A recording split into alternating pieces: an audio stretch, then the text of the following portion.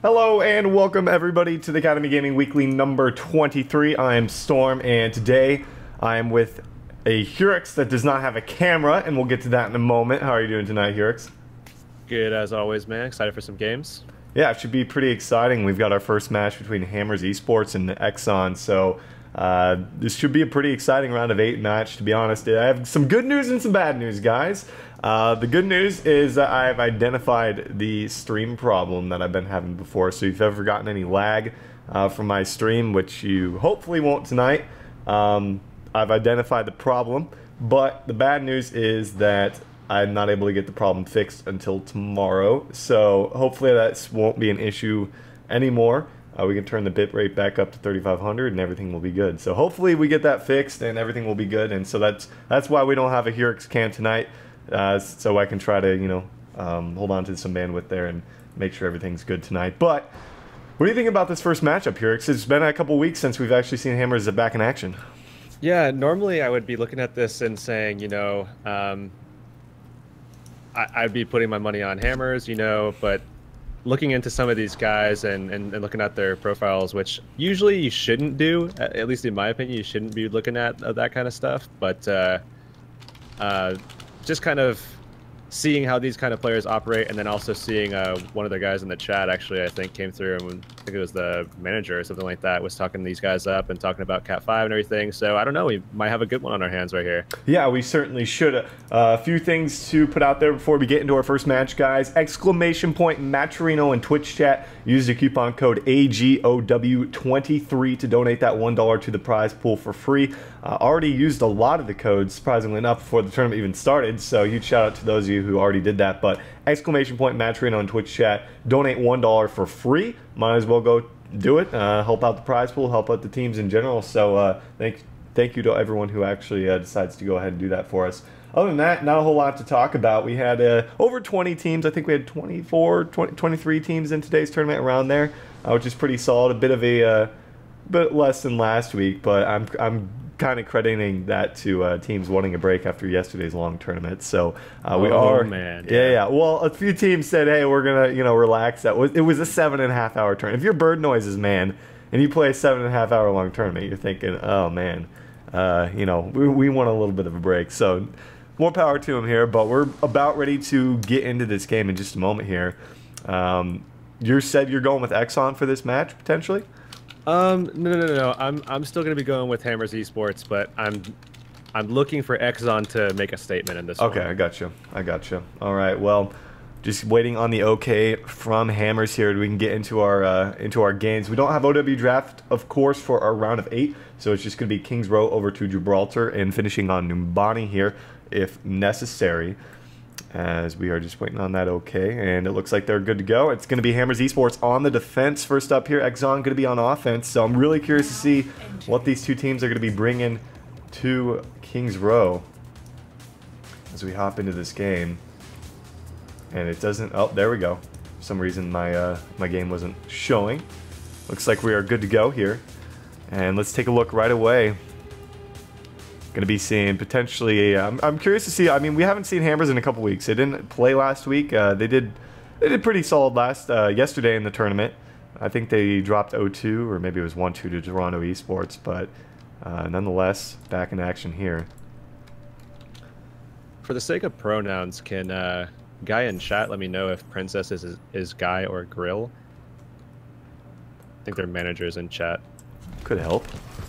I did get a notification yesterday that we were calling some girl a guy, but it's like, yeah, so it's gonna be difficult to know. That apparently keeps happening. I just assume everybody is a guy, which I guess is just a little bit sexist. So it is, for the sake of pronouns, let me know. You know? All right, well, taking a look here at Hammers with 4 tanks. Whoa, what do you think? What are your thoughts on this, man?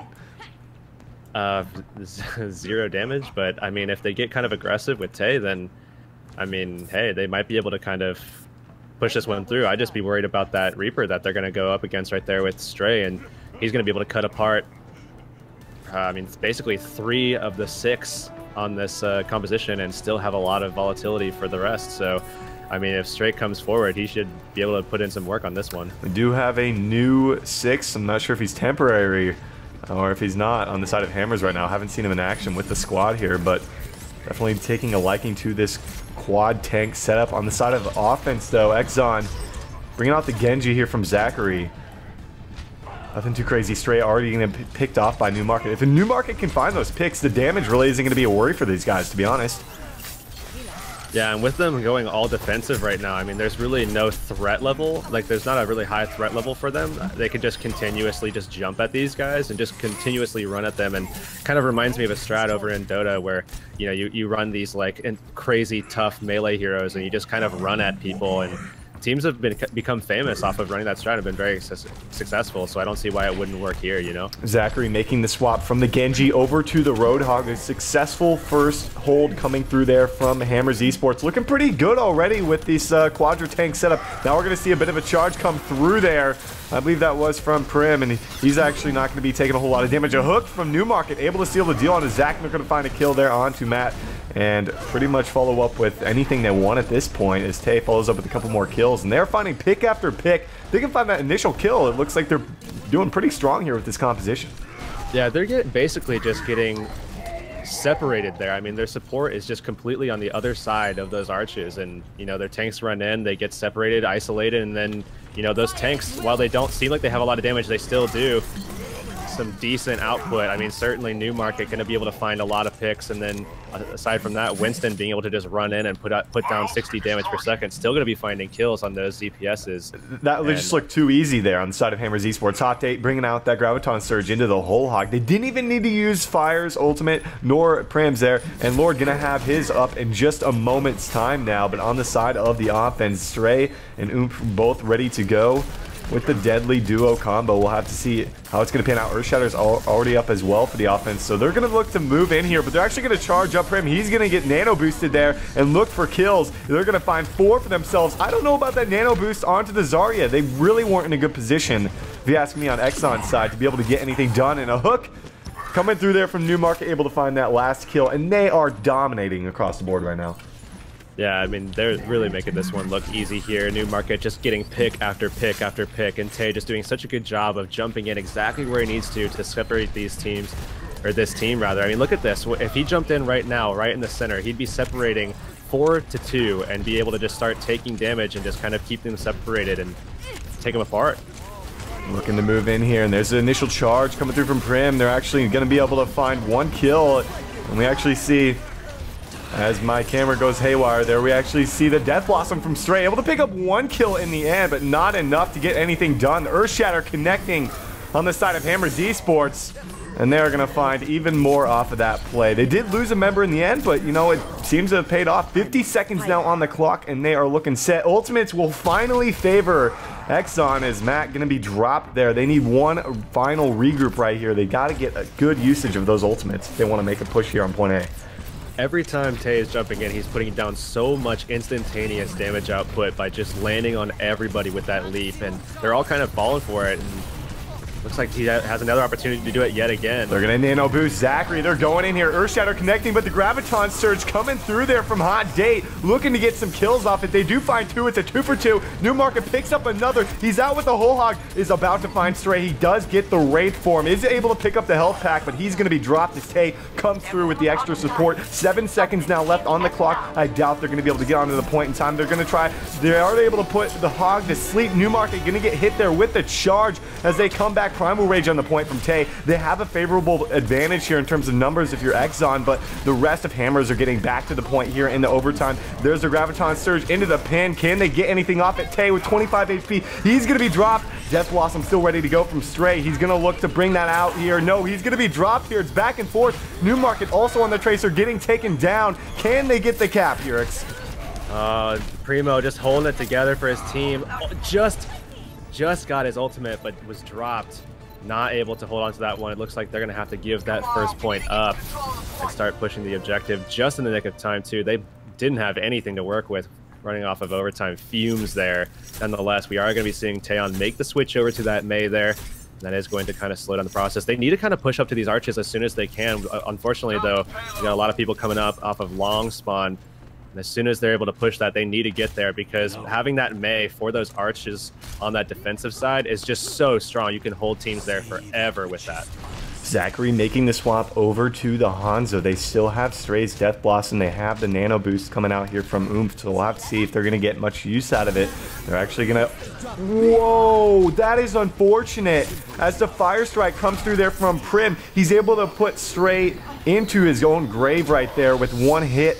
As he got nano boosted, if I'm not mistaken, he just got taken out at the wrong time. That wasted Oomph's ult, and that's really unfortunate for these guys. Yeah, Tay setting up once again, and he kind of called that out for his team as they're actually going to push forward. And look at this, he could just completely wall out that entire archway.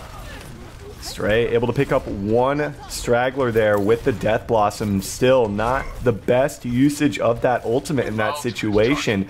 That was more, he wasn't able to really go aggressive with it. The rest of his team was already out of the fight, got hit with about a grenade. And Hammer's looking pretty good here on the defense. 1 minute remaining. Even if you fail to make a push here as Exxon, you have to be pleased with getting that point A after such a poor first attempt, multiple first attempts there at getting it. Getting it in overtime. It has to be quite a relief at that. But they're going to look to make a push in here. Dragon Strike at the ready. There's the Graviton Surge. Dragon Strike coming through. Oh, he gets knocked back. Does he get anything off it? I don't know if he does. He does manage to pick up one, fortunately for them. Able to find another with the Scatter Arrow as the Mei wall comes through from Tay. Zach's going to try to bring out some aggression. Able to find a hit there, but no kill come through. Able to put Tay to sleep. They're going to be able to follow up with a charge. Find the kill onto him. That could have been disastrous for Exxon if Zachary had been the one hit by that charge. They are going to be able to contest, though, and it looks like they are going to go for that option. He does have Earthshatter ready. He could find that left side completely open as it is right now, but not actually pressing on it. Instead, just kind of falling back. They're going to give that point up.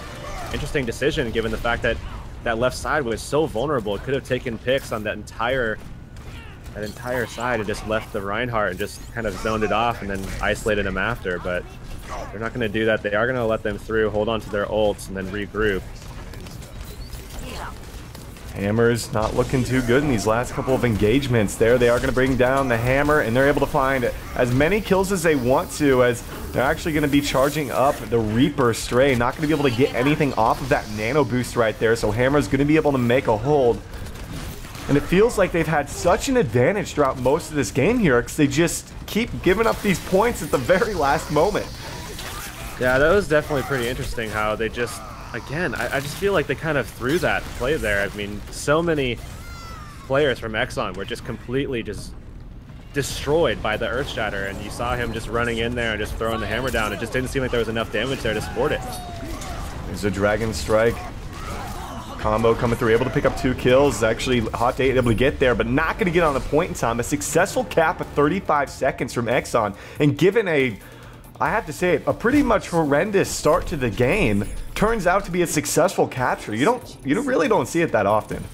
That was just a series of some very disappointing of events. I mean, at the very end as well, Primo, just to put the cherry on top of the cake there, just charging into a wall instead of actually getting over to the point, and was not able to contest because of that, taken out by the Reaper from behind that he did actually successfully zone out initially, but again, charging into that wall slowed him down completely because you have that long kind of delay after the charge once you hit something where you can't really move or do anything like that. So really unfortunate. Not only that, but of course not getting value out of the Earthshatter, you know, even getting 3 people down and actually kind of zoning out the Reinhardt as well, but not getting any kills from it, and then losing that fight and kind of getting staggered as well. They weren't able to really kind of get a good fight at the end there. So just again, a lot of just disappointments just kind of surmounting to that 3-point score. You know what we're talking about? We're talking about Hammers' mistakes, but what about Exxon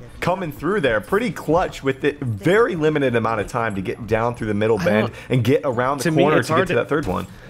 It's hard for me to say at this point. I mean, yeah, Exxon made it. Like, that's awesome. That's great. But the problem that I have with saying Exxon did a fantastic job, you know, the thing I can say about that is that they definitely did punish the mistakes that were made by Hammers, but they wouldn't have been able to punish them without the mistakes by Hammers. So you're saying that game was entirely in the hands of Hammers? In some way or another. Yeah, outside, in terms of mistakes. Mistakes opened it up. Yeah. Mistakes opening it up there for Exxon to be able to come through and find themselves with the victory. But we're going to see what we're going to have here from Hammers. as they're going to be sticking. Tay actually going to be breaking out the Hanzo, something we have not really seen from him in the past too often. We'll have to see how this pairs up for him. They do have Hot Date on the Zarya, of course, so they're looking for a pretty solid combo there. Hook coming through. Stray actually almost getting picked off. That would have been really clutch. They would have been able to easily move in there if they'd found that pick onto the Reaper, as they are pretty bulky there with 3 tanks. As Tay getting some high ground. They're going to start to make a charge in. Let's take a look at Primo. He's actually going to get charged back by Matt there, and they're going to find the kill. It's a 1-for-1 here. And Newmarket picks up another. Man, Newmarket is finding these picks. Already has a whole hog. Finds another onto Zach. And if this guy can go off, it's going to be an easy cruise here for Hammers Esports. I remember some of the first games I actually watched with Newmarket in it. And this guy, sometimes something clicks in his head where he just starts putting the whole team on his back. And this is one of those instances right here where he just goes off. Just seems like he just blacks out and just goes ham, and he's finding yet another hook here. Unfortunately, though, it looks like he is going to die off there as Zachary finds him with the counter hook, and this is going to give kind of ample spacing still for Hammers to kind of pull up and then try to get a pick maybe as it reaches those arches. They're going to have to be careful, though. Luckily for them, they're not dealing with a Mei here. That doesn't look like they're going to be mirroring that strat there on the side of Exxon. But they still do have to get through this archway, and that still is a tough thing to do, as we do see the Nano Boost coming out on the Reaper. Oh, Dragon Strike also comes through there from Tay. He's not able to find a whole lot off of it. It's a 1-for-1 Earthshatter connecting from Primo. Can he get anything from it? There's the whole hog on the opposite side into the Graviton Surge from No Luck. They're trying to get something off of this. It's looking pretty favorable here for Hammers Esports, as it looks like they're able to find the last couple of picks. It's No Luck and Princess remaining. They're going to be forced to back up right now and regroup with their team. That's going to open a lot of opportunity here. Oh, somehow Primo's able to connect, and they still find the kill on a No Luck. That's huge to be able to find those staggers. That's pretty much opening up this second checkpoint for an easy cap right now. Maybe a last second defense on the second checkpoint if you are Exxon. Yeah, and this is looking more like the Hammers that we're used to spectating, we're used to watching, we're used to commentating. It looks like they are gonna contest actually on this second point here, as they do have most of their players, but some of them are staggered. They could actually isolate some of these guys off. The wall comes up. Charge is out here onto Primo, who got nano boosted. He's looking for the kills. Got hit with a Bowder Grenade. No healing onto him. Nonetheless, he's going to have a lot of damage. Found 1 kill there. Looking to grab another here. Earthshatter connecting onto Zarya, and Zarya alone, able to find the kill regardless, and he can't really afford to be too aggressive with that Bowder Grenade continuing to connect onto him. Nonetheless, the rest of his team going to follow up. Fire Strike and Hot Day able to connect, find the kills. And they're going to continue to move this payload forward. 5 minutes on the clock. So much time to work with. Yeah, Newmarket once again going ham on that barrier. That's the good thing about having this Roadhog. Not only do you have that pick potential, but the barrier damage is just so high. What was that hook? Almost finds the kill. They do capitalize on that with Tay. He has got the Dragon Strike at the ready. Hot Date is ready to go as well. They can do whatever they want right now. They're probably going to nano boost Newmarket with that whole hog. And they're just going to bring out the Graviton Surge combo. There's the Dragon Strike right into it. It's a little far away, but they should have time. Soundbear is out. No, it's not even going to connect. It was just too far. There's a whole hog coming through from Newmarket. He's charged up. Death Blossom from Stray, though, going to be able to find 2 kills, looking for another. He finds 3 for himself, and finally we see some resistance coming through from Exxon. Yeah, and they are going to have successful defense under their belt, but look at the ult charges here on the side of the defense. I mean, granted, attack doesn't have any either, but they can get Primo Dolces up and actually find some value in that. They might be able to counter out Zachary's, who will be up around the same time as well. So if they're looking for that, if they're expecting that, they might be able to make that play, push this one forward. Tay making the change over to the Reaper. There's Earthshatter coming through from Primo. He's not able to get any kills just yet. Tay gonna be able to find 1 Stray with another. It's a 1-for-1. Dragon Blade's out here for Zachary. He finds 2 kills for himself. Matt follows up with 2 of his own. Able to find fire in the end. There's a team kill coming through there from Exxon. So they're looking rather well here in the last stretch.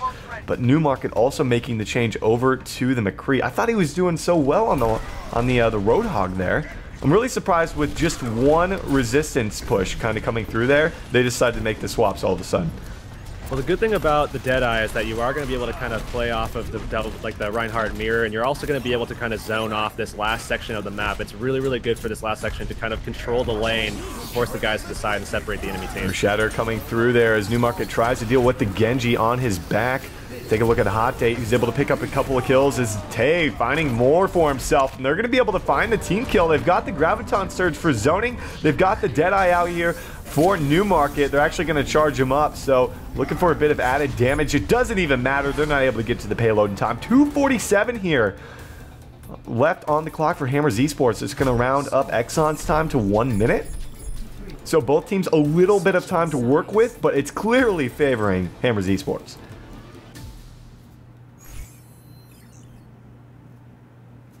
Yeah, they do have a lot of time here to kind of work with. And I do like that switch over from Newmarket. I mean, he did really, really fantastically on the Roadhog. He was getting a lot of picks, shutting the enemy team down a lot. But the problem is that they really needed to kind of make good use of something that could shut down the Genji, because the Genji was one of the things that was kind of giving them a little bit of problems, you know, and one of the best ways to kind of deal with that is certainly going to be McCree, and not only that, but also the added value that I talked about before, where you can kind of shut down that final lane with Deadeye. You can also get some support to your Reinhardt by shutting down the opposing Reinhardt as well. So a lot of value from that swap. I really like it from them. Tay actually going to be on the Mei this time around to try to shut down this small amount of time that they have in their time bank. That wall will actually take up a lot of that percentage that it's going to be able to kind of make sure that you shut down pushes and allow your team to get regrouped as well is going to be of great value for sure. Zachary going to be breaking out the Pharaoh with Princess over on Mercy right here. So a bit of a change up coming through here, and instantly going to reveal their pick, so they know it's coming. Have to see how they're able to deal with it. There's so much to deal with this Pharaoh on the side of Hammers Esports, so we'll have to see how Newmarket's going to be able to get the picks onto Zachary here. Remember, they've got 40 seconds on the clock. This is do or die, and Newmarket is just punishing Zachary right now and pushing him all the way back. He's not able to really get in their face just yet. He's looking for the Mercy now, and now they're going to start to make the move. This is their basically only chance, aside from a staggered respawn, to get into the point right here, Yurix. Yeah, and look at their HP bars right now. A lot of health coming from Lord, but Primo is extremely low, and they're pressing him. He does have the shield for a little bit, but not going to last too long, and he actually... Newmarket gets taken down just as Primo Doshla does. They're going to be pushing this point. They should be able to, as Zachary's finding the picks he needs right now. Barrage already out, gets a kill with it onto Hot Date, and they're able to find it with the overtime here, so they will be pushing the payload. One wipe from Hammer Esports will actually be able to finish it up for them. So they need a full regroup right now, and they have to be on top of stuff. They don't want to give up too much ground here to Exxon.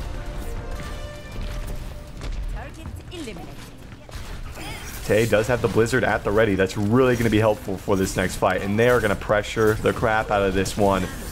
They're already going to charge up. Graviton Surge comes through there as it looks like Tay's going to be dropped, and so is Zachary. They're trying back and forth. Who's going to be able to get it? 3 kills out here for Hammers Esports. They don't even need the Blizzard. They should be able to do it. Graviton Surge comes through as Hot Day puts it right on top of himself. This doesn't matter. That's going to be the 6-man team wipe. Hammers Esports managed to make a very strong hold after the point A, but nonetheless, they did give up that point A, Yurix. Yeah, and that's a big thing right there, because they only had a minute left. I mean, or sorry, a minute in total off of the overtime. They only had a minute. So honestly, at that stage, you got to be thinking, how do you give it up? How do you give it up when they had very little time? They basically one push, and at this stage, while they do still have 3 minutes, they still have to get that point. While there's not a large distance to cover, they should be able to, if they around 1 minute left capture that point, it should be no problem at all for them to push that. And if they get a full team wipe on that point, they should still be able to get it to that about 15-meter mark. But if they get staggered kills by getting to the point, then you could very well see someone going Tracer, you could see them going Diva, and you could see a stall out coming from that long spawn, or from that short spawn initially. So they're going to have to kind of contend with those last 3 to maybe 4 spawns before they actually push it to those 15 meters, because after they get that first point, then you'll be seeing the long spawns coming in. It looks like Hammers want to be sticking to their gut here and going with what they ran before, because it worked out perfectly with Tay on the Hanzo. And Newmarket actually is the only one that's different. He was on the Hog, if I'm not mistaken, first time around. So he's going to be going with the McCree, and I feel like that's a good pickup. He was really starting to get his flow out here. And Stray actually making the move over to McCree as well, and Zachary on the Reaper. So Stray, first time I think we're seeing him on the McCree. He was basically playing Reaper most of the time before, and look at this aggressive push coming through here from Hammers Esports. Stray is going to be dropped early on. That's a huge pickup coming through that for them as they find that first initial kill. And they're backing them all the way back into their own base right now. And it looks like Hammers should be able to come up with the quick cap. If you happen to lose member by member, that payload is hardly pushed at all, Hurix. What is the best course of action if you're Exxon right now? I mean, you got to get the right players coming up off of short spawn at this point. That's the best bet because they only have about 5 to 10 seconds now before they actually just straight up lose. This payload's going to be pushing out. So we do see some guys trying to push over towards that side, and it looks like they are going to be trying to aggress through, but it's going to be hard. Primo Dolce is holding it down there with Taeyon supporting him on that Reaper. It's going to be hard for them to get through it, and they're actually not even going to do it. There's too much aggression coming through there from Primo and a hot date, so they're not able to do it. It's going to be Hammers Esports taking map number 1 here on Kings Row. We are going to be heading to Gibraltar next, but a swift victory despite a poor start for Hammers Esports on the defense. They're able to clean up their act there and grab that game number 1 victory. Yeah, still a lot of mistakes made by Hammers Esports there that I'm not used to seeing. So hopefully they'll be able to come together and, you know, make some adjustments and make sure that Gibraltar goes a little bit smoother. But nonetheless, Exxon's first appearance here definitely, you know, still kind of one for the books, contending with a team that actually has won this tournament before. So, you know, hats off to them for being able to contend at that level first time around that we've seen them. But now moving into Gibraltar, this is kind of one of those maps where, you know, we haven't seen even Hammers on too much. We don't see these guys picking this map pretty much ever. So not sure what to expect. We do know that Taeyon can play a heck of a Winston. We know that Newmarket can play a heck of a Roadhog as well. And those are two heroes that you do sometimes actually see on a Gibraltar defense, especially if they're playing that kind of old Envious style of that really perma aggression, just kind of take picks, play the tanks kind of setup, and you could potentially see that style from them, and they could pull that off, in my opinion. But then you kind of have to lend to the thought process of what is Primo going to play. Are they going to play that triple tank, quadra tank setup? Maybe. It did kind of work really well for them in the beginning stages of the last map, Kings Row. They could potentially use that again here on Gibraltar, but how are they going to deliver a little bit more damage output given the fact that there's more verticality, there's more options and avenues for, you know, getting your players through on the attacking side, and they might not be able to kind of, you know, hold them in an area long enough for Taeyon to actually deliver that damage and Newmarket to find the right picks. We are just waiting on a team. They are going to take just a minute here to get situated for our next map. Like you said, we're heading to Gibraltar here, and Exxon going to try and turn this one around. But Gibraltar, not a map we really see as often, like you had mentioned. And coming up after this is Numbani potentially if Exxon's able to match it up, match the score up 1-1 here. The winner of this, of course, moving into the semifinals. They will be taking on either Kungarna or Velociraptor Gaming. And Velociraptor Gaming probably the favorite heading into that round of 8 match. And potentially going to see Hammers up against them, which should be pretty exciting. Looks like on the other half of the bracket, Helix Esports, probably the favorite as well. #1 overall seed in AG today. They were the victors last week.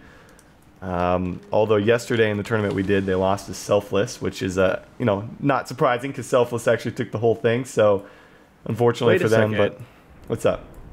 Helix Esports is using a sub today, isn't they? Or aren't they? Olba from he's potentially. I believe they told me they were potentially using him. I'm not sure if, you know, if we see him in the finals if they're going to be using him, but nonetheless, Olba as a sub is a tremendous pickup for a sub at that. Oh yeah, he is. Yeah, he is a sub right now. So yeah, I mean, if they wind up using him, he's a fantastic player. Played for Overwatch Kings. Played yesterday's tournament with Band the Weaves, which included Zoms and LLLLLL, which is just one L is fine. For those who don't know, just basically a name that a lot of pros use. So I don't know who it was, but a lot of professional players use that for anonymity when playing on an alt account and just playing ranked and stuff like that. So I mean, a lot of players on that stacked roster, and again, one of them being Olba. So yeah, definitely a cool sub to have if they wind up using him. Not sure if they actually are, but nonetheless, Helix Esports, very strong team. Saw them last week. Wound up losing to the team that won the tournament yesterday. So can't say much about their performance. We didn't get to see them. Hoping to see them again, yeah. Yeah, we'll have to see if that's going to be the case. Nonetheless, here on Watchpoint Gibraltar, it will once again be Hammers Esports taking up the defense right away now, as it looks like Tay going to be potentially opting for the May pick. I have to see if that's something they want to stick with. Other than that, pretty standard, I'd say, across the board here for Hammers on defense. Yeah, I'm actually curious as to why they. I guess I understand it why they went with this type of defense. I mean, this is kind of their generic picks.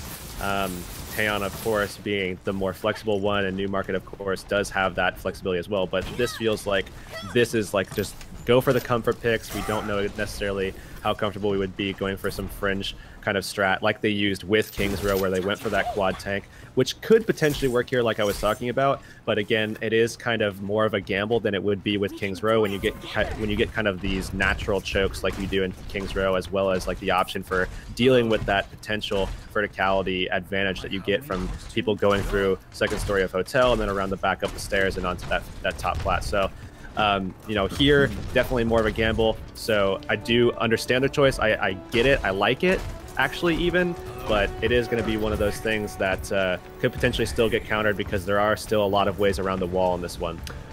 Zachary going to be breaking out the Genji for the initial start of this map here, with Stray back on Reaper, as we saw from him before I made that swap over to McCree on their second defense on King's Row here. So looking for a bit of early poke, not quite going to find anything other than that shield from Primo.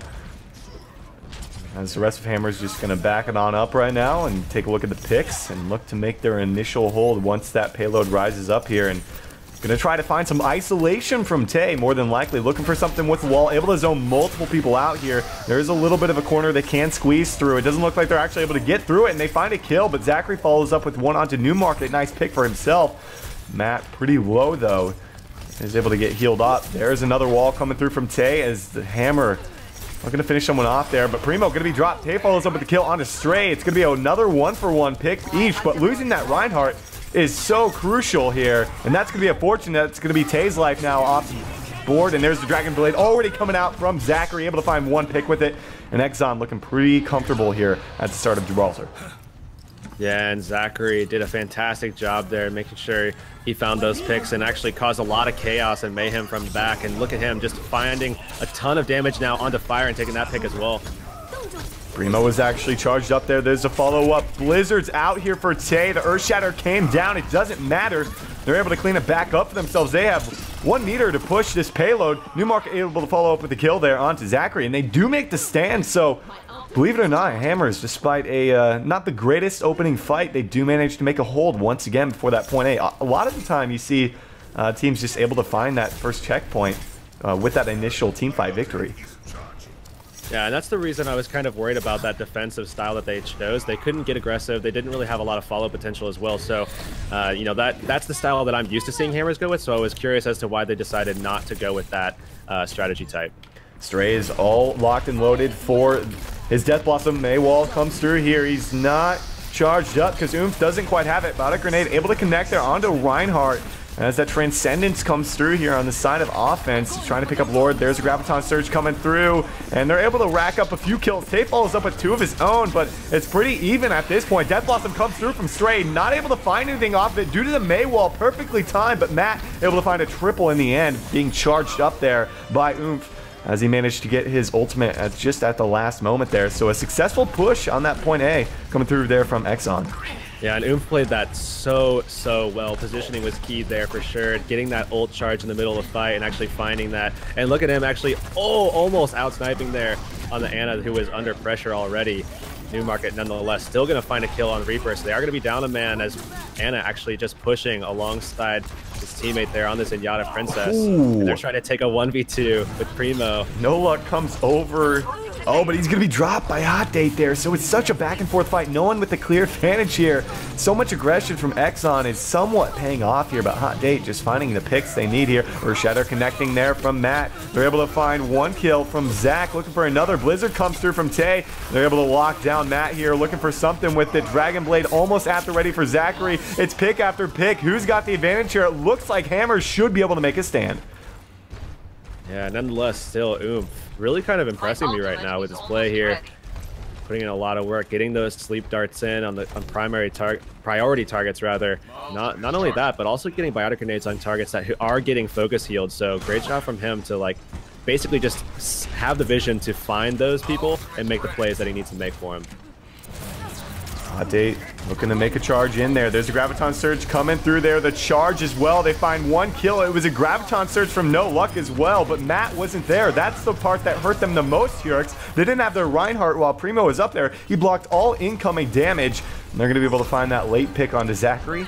Just kind of toying with him, making him a little staggered. 2:15 on the clock here.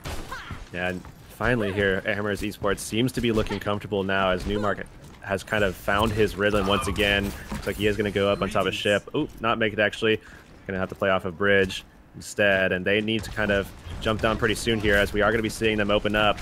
A lot of ults though in this next one. Both teams. I mean, we thought those fights have been taking a long time earlier on there, but this is going to be an even longer one, I think. There's the Dragon Blade coming through from Zach. Finds one, jumps straight into the Blizzard. Oh, that's such a poor decision, as he will just be an easy charge for Primo. They're trying to sneak the payload, but Stray will be caught there. And that was a question. I mean, the Blizzard, that was perfectly timed there from Tay. They're all in the right area for him. Just clean it up. 1:30 here on the clock for Exxon. Yeah, I really like Blizzard alongside the use of, you know, those Dragon Blades. You really kind of shut down those Genjis trying to jump in and be aggressive. As if your team can just kind of sit in that Blizzard, you will kind of shut them down. And great job from Newmarket coming over to save his teammate there, Fire, who was locked down by that Genji. Found that kill for his team. Exxon looking for an opportunity to move in. They're out. Oh my goodness, the Earth Shatter not going to be able to get anything done. The Deadeye comes through. He finds a double. No way. Newmarket coming up clutch. Gets another with the fan, the hammer. And Newmarket, what a monster as he was charged up by Fire. Able to find another successful push, you know, or rather hold coming through there on the side of Hammers.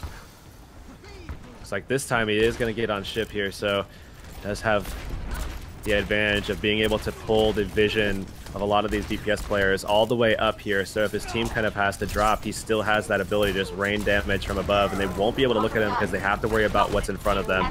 Ooh, not actually getting that kill up on Stray quite yet, but almost taking that kill on Reinhardt. It is going to get picked off in the meantime, though. That's unfortunate. Sound barrier out here for both teams about at the same time there. Slightly earlier for Exxon is Zachary trying. He's going to get charged up here. He's got the Dragon Blade, finds one kill, finds another, finds 3 kills, 4 kills for himself right there. Getting in and out of that Blizzard with ease. Didn't even matter that time around as he was nano boosted, and they should be able to come up with this second checkpoint. Newmarket trying to get on here in time. Gets sliced by the Blade. And Exxon buying themselves another minute 30 here on the clock. Now they are getting kind of aggressive this time around. Taeyeon should be able to kind of help his team punish this right now, as look at this, already getting so low here. Nonetheless, they do still find a kill, and they are still pushing this one forward, despite the fact that they did actually get isolated off. Genji just gonna run right over that wall as well.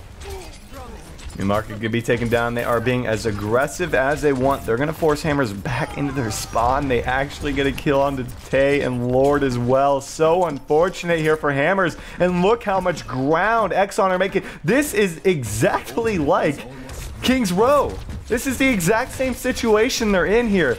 A poor initial defense, a decent mid game. Here's the Dragon Blade once again coming through into the Graviton Surge. 1 kill for himself. Looking for a second, but Newmarket actually finds 3 in the process of this. Gets the kill onto Primo. They're able to finish him off as Tay comes through there. Looking to blast Matt here. Nice isolation coming through with the wall. They should be able to follow up with that easy kill, but he manages to pick off Hot Date. Stray on McCree now. Finds one as well. One final push for Exxon. Yeah, and they got it pretty far here, despite the fact that they've been running low on time. It feels like this entire game, ever since that first push through, and now Zachary getting very, very aggressive. Doesn't have that Dragon Blade anywhere close to 100% at all. Oomph does have that nano boost nonetheless, and he's just going to go in regardless. Stray able to find a few picks here and there as Primo is going to be dropped as well. The Blizzard came through there from Tay. Didn't get a whole lot off of it. Just bought themselves a little bit of time. They are in the overtime right now. So winner of this fight, pretty much winning this one. Sound Barrier came through there for the offense. Sound Barrier out for defense as well. Here's the Deadeye from Stray. What can he find right now? Able to find one kill there. Able to get some help there from his tank. And he's going to actually be dropped. There's 3 guys remaining here on the side of Hammers. Can they finish it up? It looks like they do. Just Primo and Tay against Zachary, who had just got the Dragon Blade. They will manage to make a stand. Still, they managed to get it pretty far distance here, though on attacking side, that's typically where Hammers does kind of tend to play a lot better. It's their defenses that seems to kind of waver a little bit, and even in the last map, Kings Row, we saw that as well, where, you know, given a minute, they weren't able to hold out that first point. And, you know, aside from that first point defense that they did the first time with the Quadra tank setup, you know, outside of that, the defenses were kind of waning a little bit as well. So I do think that Hammers is still going to be able to push this the full length of the map here, and they are going to be able to push that 81 meters after that second checkpoint, and I think they're going to be able to win this one out. They just seem way stronger on offense than they do defense, and something they know when to aggress and when to, you know, pull back. Yeah, and off that is that's kind of what I'm gonna try and get at here, is when there's only, like, you know, when there's a very limited amount of time or a very limited distance for their opponent to actually push that payload. It seems like Hammers unsure if they really want to make a coordinated push, if they want to funnel in there, unsure to get kind of their balance underneath themselves, and then, you know, they feel like they're in kind of just disarray at that and just unable to get anything going there. But they did manage to hold off before that final checkpoint was reached, which is actually pretty good for themselves given the fact how those last couple team fights went. So we will definitely not be seeing another iteration of Gibraltar here, but Hammers Esports going for the W here, trying to move into the semifinals. I grow tired of Looks like Tay actually going to be going over to the Hanzo. They might be trying to do that combo up with Newmarket going on the Roadhog. So a little bit of, I guess I want to call it like the EU version of the strat. Typically you see teams at this caliber in NA going for the Reaper instead for that nano boost Beyblade combo, but Roadhog does lend a little bit more pick potential and a little bit more of a robust, well-rounded comp, I would say, as well as a little bit more self-reliance there with its own self-heal. And this is Tay we're talking about here, so he is a monster on this Roadhog. Actually did miss that first hook as it was, not able to quite find Zachary there as well. Gonna reflex some of that damage back. Tay looking for some poke damage. No picks out just yet as Hammer's looking to make that initial push. As Tay actually going to be the first one to initiate there, able to find, or rather that was Newmarket that made the first move there, able to find one kill for himself, and they're going to really spread out Exxon right now. Able to find another kill. Nice hook coming through from Newmarket. They should be able to finish off the Reinhardt in just a second. He did pick up the health packet, which is unfortunate for himself, but they actually do manage to get that kill in the end as Tay follows up on another and onto no luck. Zachary able to find something. Dragon Blade's out for Zachary already here, looking for something questionable, but he's trying to make a stance. He's able to get one kill on the Lord before being dropped by Hot Date, and it should be Hammers Esports coming up with that first checkpoint. Yeah, despite the fact that Zachary has come up big in some of these fights here, no luck doing much the same as well, but Hammers Esports, again, their attacking side is just typically so strong here, and they are going to be able to push that one through. Taeyeon does have that ultimate, but he is going to have to wait for Hot Date to go ahead and execute ultimate of his own, Graviton Sturge, for him to go with that combo. This is definitely a perfect opportunity if Hot Date can come in and make that play. They are kind of in the area. If they can get through that hole and actually put that ult down. Oh no, Hot Date getting incredibly low. It's taken down by Stray though. They've got 6 ultimates for this next push. They don't want to use them. Oh my god, yeah, they could not afford to lose Newmarket there. That would have been disastrous. Just bought even more time for Exxon. So Exxon doing a pretty solid job of holding them back and trying to find these picks here. But 6 ultimates has to be very scary here as Stray gonna miss his teleport up. Not gonna be able to have that high ground. That's pretty crucial given the fact he has the nano boost ready to go for him. It's gonna be 5-on-6 ults. We've got 11 ready to go here. Stray has the nano boost. Is gonna get put to sleep though. They are gonna be able to charge up someone on the side of Hammers as well if they want to, but it's not gonna be the case as Newmarket is gonna be dropped. So is Primo. No one else in the area to be able to do that. It's just Fire and Lord remaining. And man, what a strong stand from Exxon.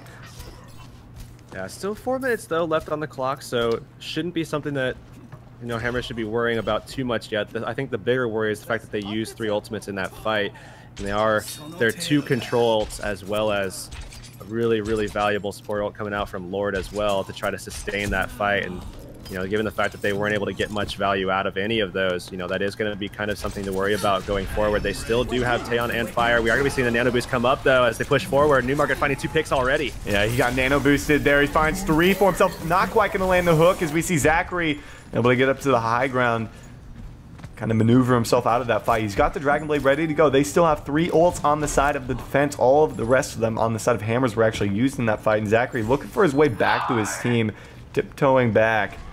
He's going to look to get behind, but the sports revealing his location. Surprisingly enough, he didn't actually wait. That probably would have been to his advantage if he just sat back there, waited for the rest of his team to move in, and then went onto the sports with the Dragon Blade. That's going to be the case potentially now. He actually gets Fire there. He's able to get out of this one as well. They're trying to finish off Newmarket rather. He's going to be dropped, and it looks like Exxon, man, they are just finding the picks here and coming up with the kills and holding off Hammers Esports. Yeah, a lot on the back of Zachary, too, who's really kind of defensively on this Genji come alive, in my opinion, and really not even just with the Dragon Blade, too, really kind of finding a lot of worth for himself outside of that as well, and forcing Taeyon actually to try to mirror that Genji to try to, you know, counter him out a little bit in that regard. Maybe Taeyon thinks he can beat him out in this mirror. Zachary actually getting very aggressive on this tank, pulling out the Dragon Blade as well. Looking for something here, able to find 1 kill onto the tank, actually dropped down below, so not able to get anything else off of that. Nonetheless, they wasted 2 ultimates for those 2 kills. Actually, 1 kill rather, able to find another pick as No Luck gets Newmarket. So it's worth it in the end, buy themselves more time, 2:05 here on the clock to be able to get that next checkpoint. And it's starting to look more and more like it's going to be in Exxon's favor here. Hammers Esports really need to get themselves under control because this just does not look like them. Looks like Fire under duress right now, almost taken out by Zachary, who has been all over him this game. They do find the pick, though, as Taeyon comes through with the dash, and Newmarket is dangerously low, so they can't push quite yet as he's all the way back. And look at this charge that comes out there. Yeah, Primo still stressed. Primo initially completely whiffed his ultimate there, hit nobody, out of range, and over to the side were a couple members of Exxon. And Matt following up the zone into a charge, finding the kills initially, 120 on the clock. And man, Hammers Esports can't even leave the initial first checkpoint area. Now they're finally going to look to push in here. They've got 4 ultimates for this next fight. This should be in their favor given that. They are kind of setting up here. Need to find some early damage there onto Zachary, and Taeyon is going to be the one to force him back. Newmarket taking a lot of pressure. Sound Barrier's out here on the side of Hammers. There's the Graviton Surge coming through into the Sound Barrier. The Dragon Blade's out for Tay. Not able to find anything. Spray gets 1 for himself. Graviton Surge comes through from No Luck as he's taken out. And it's going to be Exxon tearing him up. Hot Date hit with the charge. Going to be hit by the hammer. And despite a strong start here to Gibraltar, Hammers Esports could potentially be dropping this right now. Primo going to be making the swap over here to Winston. They need to get aggressive here, so I do like this pick, and this is going to be one of their last opportunities now to, actually it is their last opportunity to now push this objective to that second point, and it's going to be rough after that too, because they are not going to have a lot of time to get it all the way down 80 meters, so Primo trying to get on top of Zachary. Death Blossom's out here. Stray able to find 1 kill. Newmarket follows up with the second one as Stray gets hit with the powder grenade. They've got to be careful. Hammers actually might have this one. Stray picks up another kill for himself. Lucio under pressure in the back here by the Winston. No, Stray with another kill. He is on top of it when Zachary is not in the area, but he's back here ready to go looking for the Tracer. Newmarket going to be taken down, and Exxon take a map number 2 here on Gibraltar, tying this series up. We are moving to Numbani. Numbani, interestingly enough, is a very, very similar map to Gibraltar. There are certainly sections that are very much determined by the ground game, but certainly there is some verticality to it. And given the fact that of what we just saw with Zachary, I mean, I would definitely be worried if I was Hammers. Taeyon, certainly a very, very strong Genji, definitely matches up with Zachary for sure, but it just didn't seem like they really had an answer for him, even with the changeover from Tay. I mean, it didn't seem like they were able to do much of anything against him. He was just running straight through these guys, even right here through a blizzard, just running through them, despite the fact that they did have that kind of counter thrown down. And they're gonna have to be careful on this next map because, in my opinion, this is one of those ones where you can't get as much value from Newmarket, at least offensively, so you're really gonna have to kind of rely on that defensive side, trying to get that first point hold, or at least a lot of value out of that first point defensively. And so far, it doesn't seem like they have, aside from that first time seeing them on Kings Row with a kind of French comp that really, you know, I don't think anyone anticipated, and certainly there was some adjustment time on Exxon's part in order to get through that one. But, you know, I don't know if that would work anymore. You got to kind of take that into account. Well, we are about to get underway with our game number 3. Kind of surprised to actually see this head to a game number 3, but what are you expecting in terms of picks here? If the first round defense will be in favor of, it will be Hammers Esports. Are you expecting the May pick to come through from Tay, as we've seen in the past couple of maps here? It definitely is a possibility on that first point. I wouldn't say much. So I wouldn't say much after that. You know, the best thing about having a May on that first point is the fact that you can go from the top of the payload that actually is on the point, and you can actually wall that off and actually use that as a stepping stone to get back over to that second story on that little overlook section that people tend to go through stairs for that. So you can get really kind of aggressive. You can put yourself in a situation where you can go from playing that ground game to actually getting up to that second story and then laying down some of that May pain from up top as well. You could also, you know, help your supports out in that regard as well. But nonetheless, it is one of those kind of, you know, gamble picks, because there are ways, again, there are ways around it. So Tay has to kind of be on his toes, as it looks like he is going to be picking that, and making sure that he's very much aware, and the team is communicating to him where these guys are coming from, who's coming from where, because if they do kind of like a split push with a very aggressive dive comp, then he's going to be in trouble here with that pick. But it doesn't look like they're actually going for that, as we are seeing Zachary on the Genji, but they're not really kind of accompanying that with the traditional dive setup, where you see, you know, a Winston, perhaps even a Diva like we've been seeing as of late, which is still yesterday. But nonetheless, you would expect maybe even a Tracer, but so far we haven't seen any Tracer play from Stray so far. It's been, I believe, just McCree and Reaper so far, so maybe that's not something that is necessarily in his comfort wheelhouse, but they might still pick it up. Matthias has only played Reinhardt so far as well. I don't believe we've seen... Have we seen a... We haven't seen a Winston from him, have we? No, we haven't. We've only seen him on the Reinhardt, and man, has he done a terrific job on it, really connecting well with his Earth Shatters. So I'm expecting to see more great Reinhardt play from him in this next match. Who are you going with? Who's your gut pick here to take this map number 3, moving to the semifinals here?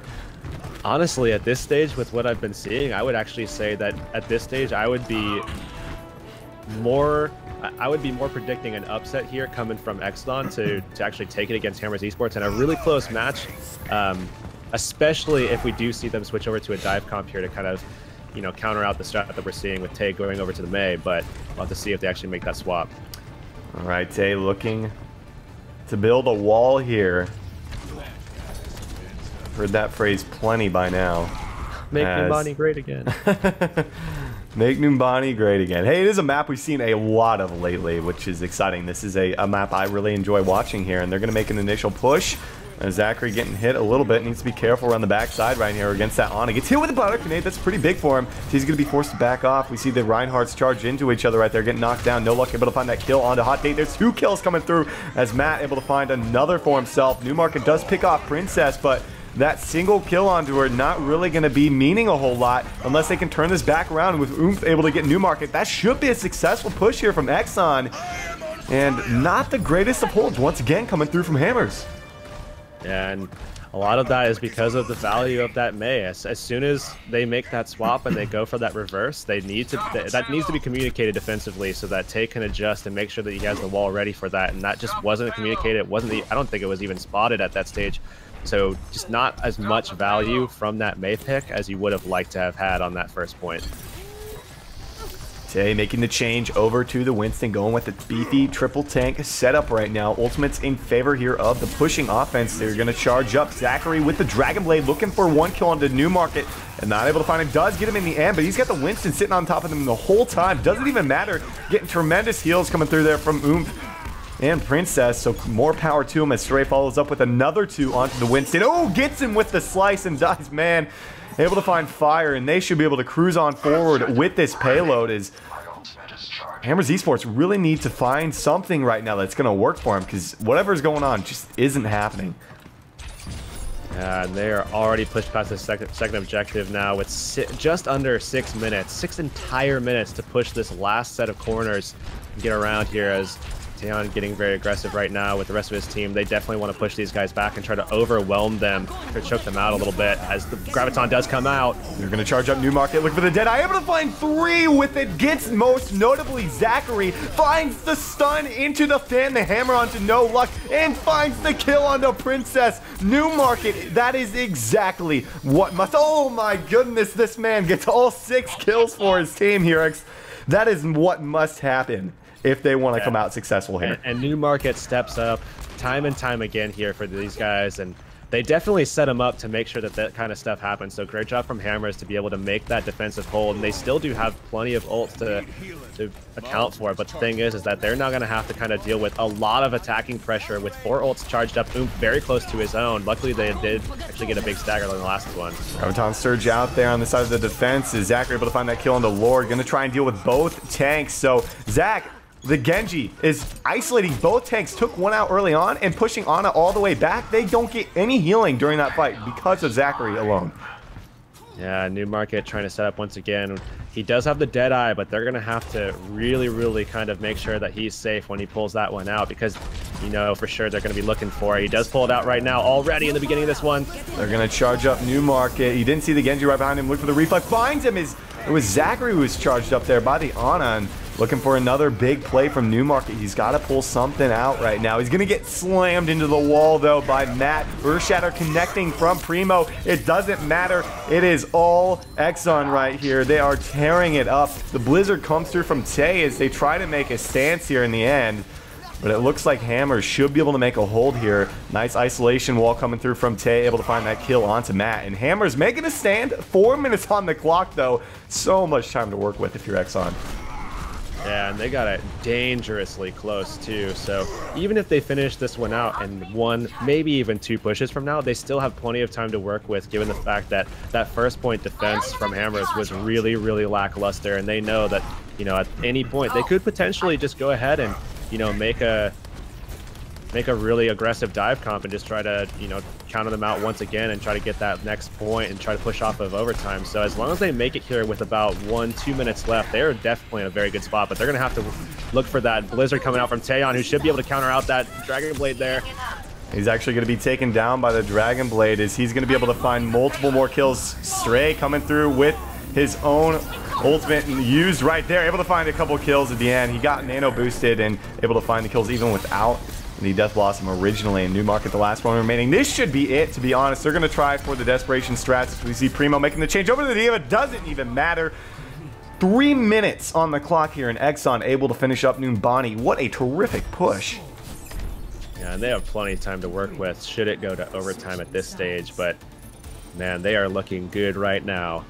And a lot can be said about Stray and Zachary coming together. Matthias actually making a lot of plays here. No Luck coming together with a lot of high energy kills as well. So a lot to look out for with this team, Exxon here, who again, brand new team, not only to us, but to the scene as well.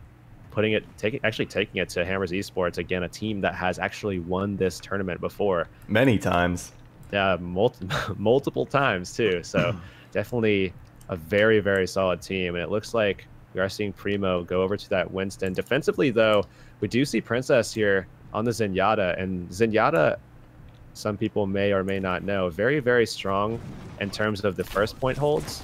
You get a lot of damage. You get a lot of good priority target support that you can put into players like Zachary, who are going to be kind of trying to contest and be very aggressive while you're actually putting those discords up and then helping your team find those picks and then force the enemy to back off, giving your team a little bit more time. The more often that you can back these guys up and stay away from fights, the better. That's definitely what you want defensively. You want the team that's attacking to not be fighting, not be getting ult charge, not be running in and actually have potential for taking picks against your team. On the defensive side, you want to be backing them up, and certainly Discord Orb does a lot to prevent that by getting those early picks alongside guys like Stray and Zachary, and then forcing the defensive team to back up and wait for those respawns. And Princess, most of what we've seen from her today is the Zenyatta, and she's done a terrific job on it at that. So, and that's something you don't really see a whole lot. You usually see like a Lucio Ana mix, and haven't really seen a whole lot of that from them. So, kind of surprised it's been working out, but you know, they're doing really well against Hammers Esports right now. Tay is on the Genji, wants to combat Zachary on an even playing field at the start of this one. We'll have to see how he pairs up. And the initial push coming through here from Hammers, high ground here in favor of the defense, as they're going to drop down and look to get a little bit of a push here. We'll have to see the initial charge. Not quite going to be able to find anybody from Primo, as he's going to be way in the back right now. Going to have to walk himself back up towards here. Is he going to be dropped in the back? Is Princess able to find him there? And that's like what you're talking about. All that big damage, able to find the tank right there. And it looks like they should be able to make a stand. Tay follows up with a few more kills, though, and it's 3 kills on the board. 2 guys left. Both supports, and Hammers Esports turn this one around. They are going to be coming up with this first checkpoint. Yeah, it looks like that was not enough there, as Newmarket once again finding those kills for his team. They're going to be pressing that one forward just as aggressively and just as well as we saw actually Exxon pushing it. And now they're already getting aggressive. Hot Date trying to take this duel against No Luck, or actually going down. They're going to be able to find that pick, and with that late of a stagger, forcing him back over to that long spawn, all the way back at that third objective now. They do have a great opportunity here to push this one forward, as Taeyeon actually does have his ultimate fire, getting dangerously close to that nano boost as well. Certainly we do see the same combination mirrored on the defensive side, but see which one is actually going to find more value. Ultimate's ready to go for both Genjis. I'm really curious to see who's going to be coming out with the first few kills. There it is from Zachary. Sound barrier came through, and Newmarket kiting him all the way back. He finds the kill, but he's isolated from the rest of the team. Looking to finish off the Ana, gets hit with a Balak grenade, 24 HP, looking for the reflect. Going to be dropped by fire. Nice pickup for him. Trying to keep Primo alive. Is able to do it. Great healing coming through there from fire. Doesn't even need to use the nano boost right there, and they are able to find that next checkpoint with 6 minutes on the clock here. That's better? Is that better than what we saw on the opposing side, if I'm not mistaken? At this point, it's relatively actually close. Slightly slower. Okay. It's actually slightly slower. It was just under 6 minutes there. It was like 5:58 or something like that. Just about 5-10 seconds slower or something. So still, nonetheless, very, very close at this stage. And look at this. They're already jumping straight in there. Got the power up in Newmarket. My goodness. The nano boost coming through from fire right on. So I'm able to find the Quadra. And the play of the game, I mean, it's clearly going to Newmarket, but can they finish this one up? And it looks like they are able to get on that point in time, as Zachary has the Dragon Blade. He's going to be dropped before he's able to whip it out entirely there. And they're not able to get on the point. 5-14 from Hammers. Man, they've really turned this one around. This is honestly anybody's game at this point.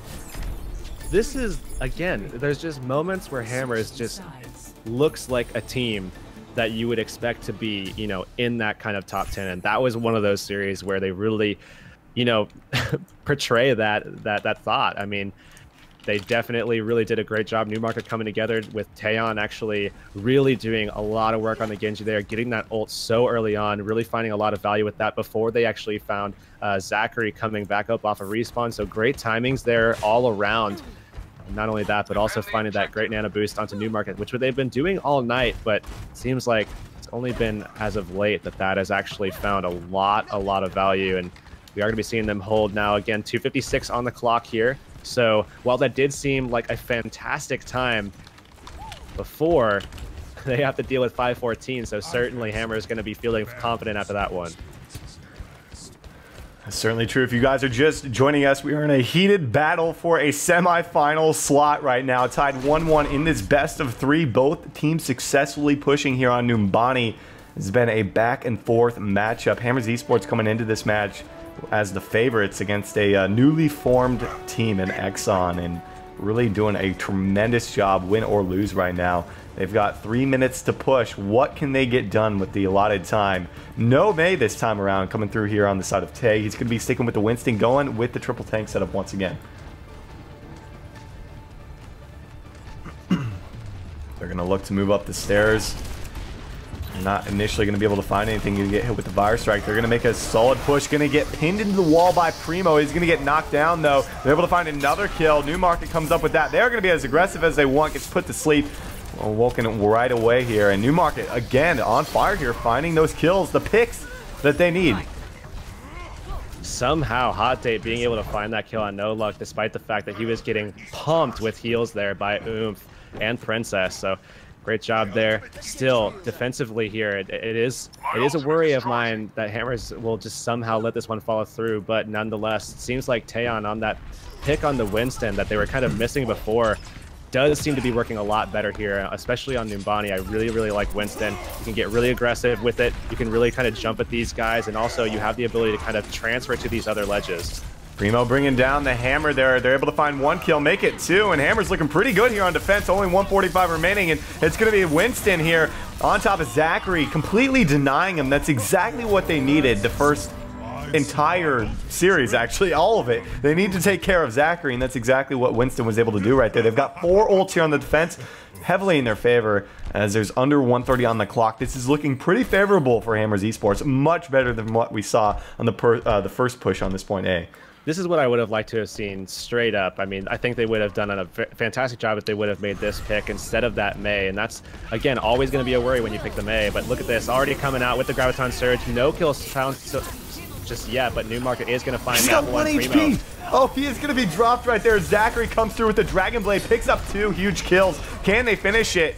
It's a raging Taeyeon right now with the Primal Rage, and he is able to just knock him around. Primo going to be dropped by Zachary in the melee range with the strike, but 45 seconds on the clock. They're going to be forced to regroup right now. Are they actually going to push in? They've got the numbers advantage right now. Matt coming through with the Earth Shatter, not able to connect with the charge. It's the rest of Hammers coming through here. Deadeye's out for Newmarket. He's going to be forced to pop it. Gets no luck in the process. Able to follow up. Soundbear comes through on the side of the fence. Who's going to come up with the kills here?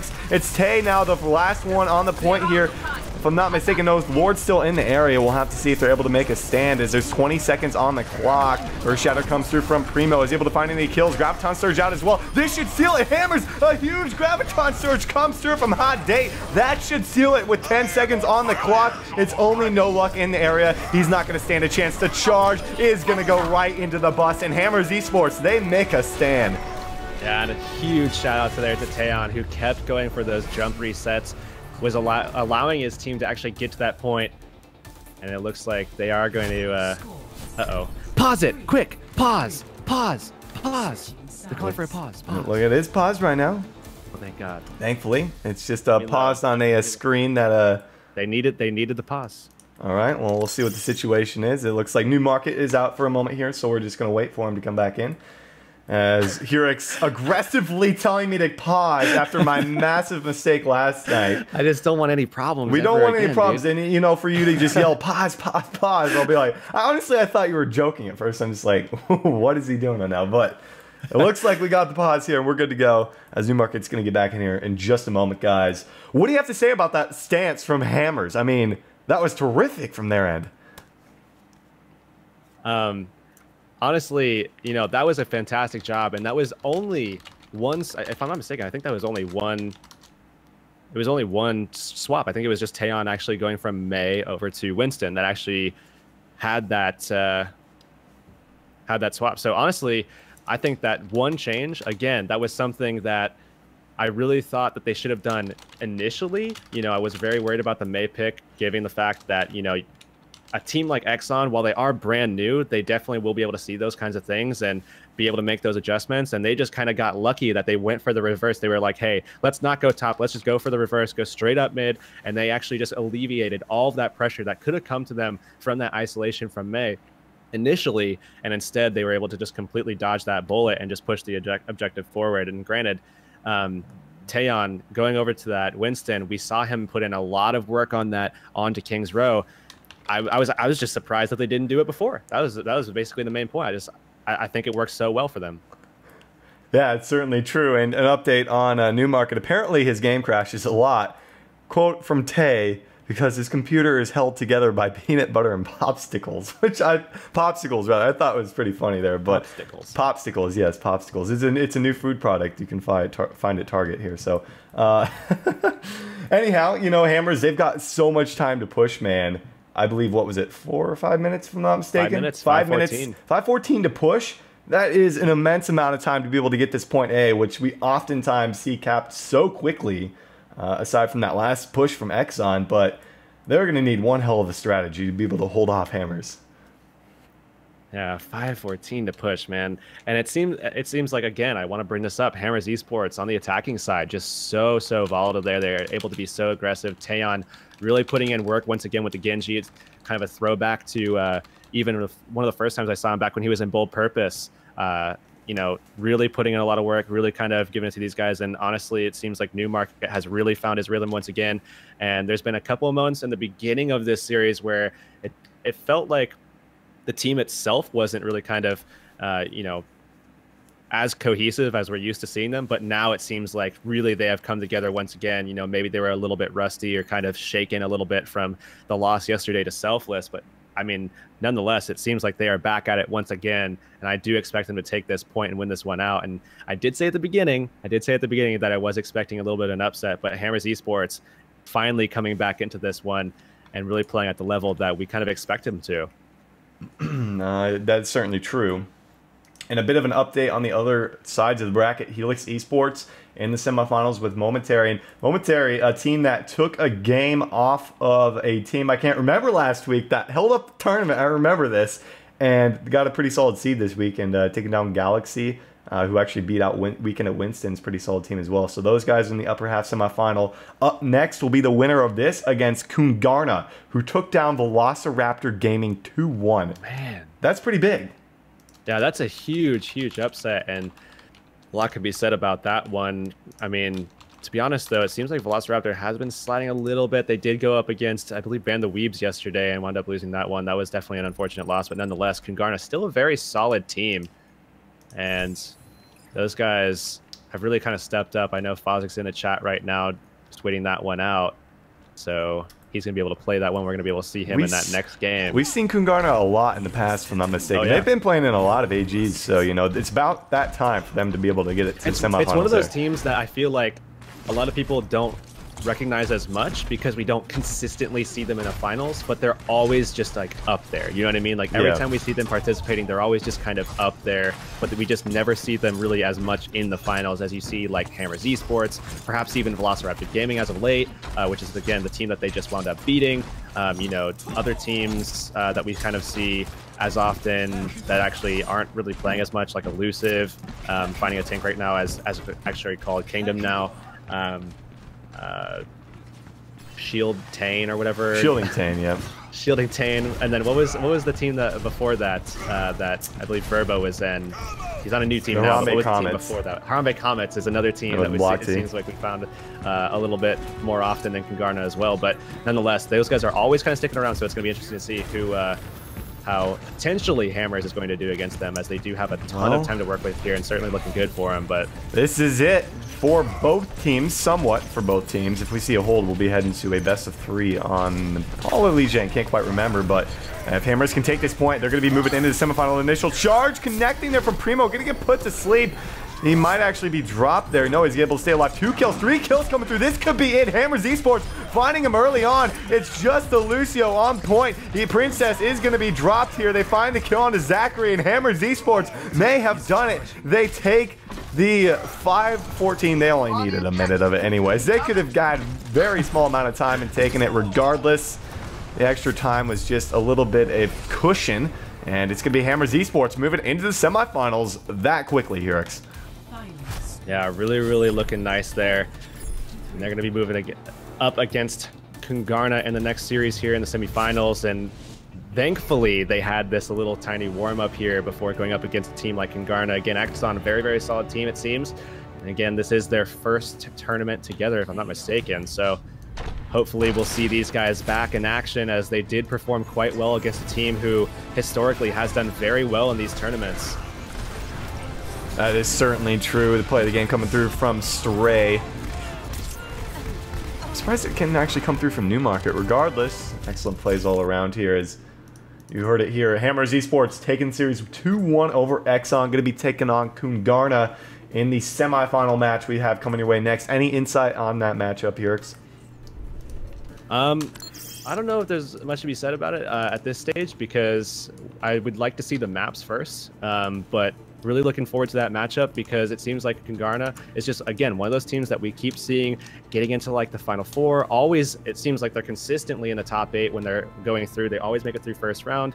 But We just haven't seen them yet in a final, and I really think that maybe, I mean, bottom of the bracket, you gotta think about this. Coming through bottom of the bracket, we have a team that just actually beat out Velociraptor Gaming, so there's an upset right there. And then going up against Hammers Esports, a team that we consistently see in the finals, this is setting up to be a typical AG bottom bracket upset sweep. It really is. It really is. We see a lot of this, and fortunately, it should be a thrilling semifinal match. Guys, we're going to head to the break.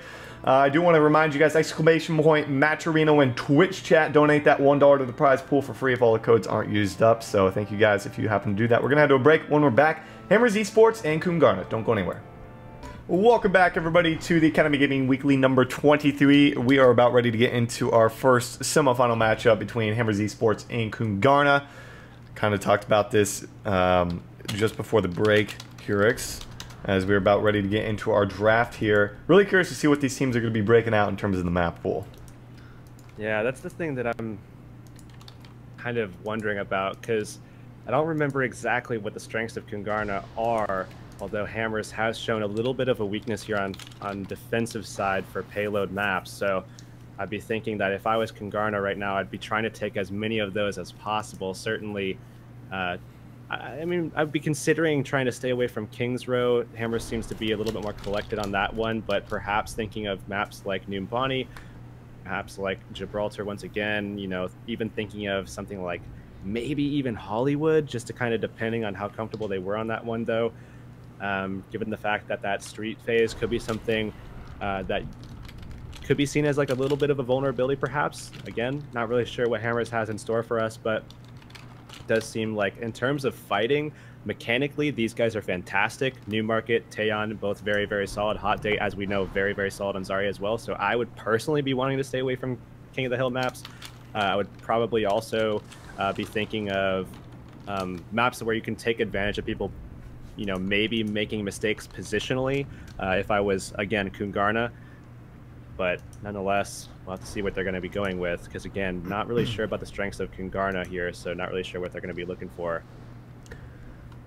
Certainly true, as we do see Ilios banned out there, first cutoff map to go. Hollywood also going to be taken out. Not going to be seeing that still today, on the stream at least. Potentially in the finals, we'll have to see. So, oh man, King of the Hill maps, definitely not something Hammers want to take the risk on, it seems. Even though Newmarket has a pretty deadly tracer at that. Is Li Jiang going to be dropped as well? So, kind of interesting. Yeah, oh, Nepal as well. Dang, they get rid of all three King of the Hill maps. They're getting rid of these, but perhaps Coon Garnet is just dirty on King of the Hill. Seems like maybe that's something that could come out here. I mean, we still do have Route 66. That's something that maybe, you know, could potentially be a map that we do see actually as Hanamura, Temple of Anubis, still on the board. I expect we'll probably see either a Kings Row or a Dorado, one of the two, unless Coon Garnet maybe just surprise bans both of them. We're going to be seeing Hanamura banned out, though. Temple of Anubis still on the board, as well as Route 66. Of course, those two maps very, very low on the totem pole. We're going to be seeing Route 66, the one that's banned out. I imagine Anubis is going to be the one that goes next, and we're going to be seeing Dorado, Kings Row, and Numbani. Both Kings Row and Numbani again. Oh, it is Anubis. So we are potentially going to see the same map order, and we, oh my goodness. Okay, so well, not the same map order. And Numbani, Hammers Esports did very well on both of those, so I'm sure that they feel extremely confident, especially given the fact that they now know what they need to change defensively on Numbani. So now it's up to Coon Garnet to decide which map they want to take up first. Hammers, of course, defensively in those street phases, they just don't seem to really do as well as they do on that first point once they've got their comp together. So we are going to be seeing, I believe it's Hammers defending first, so we could potentially see that quad combination of tanks, and I'm not sure if Coon Garnet actually witnessed that as they were playing their game at the same time, so perhaps they aren't sure of what to expect in that regard.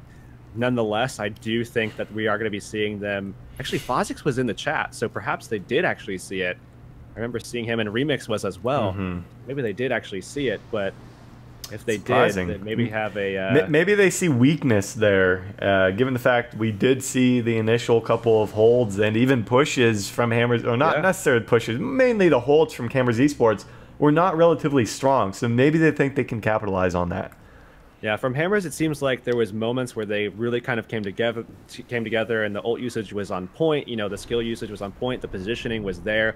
New Market, of course, being a big factor in those situations. But, you know, aside from those few opportunities and really kind of a lot of that, a hefty percentage of that time was that last point hold and the first point hold that we saw in Noombani and Kings Row, respectively, that we've been talking about with Hammers is...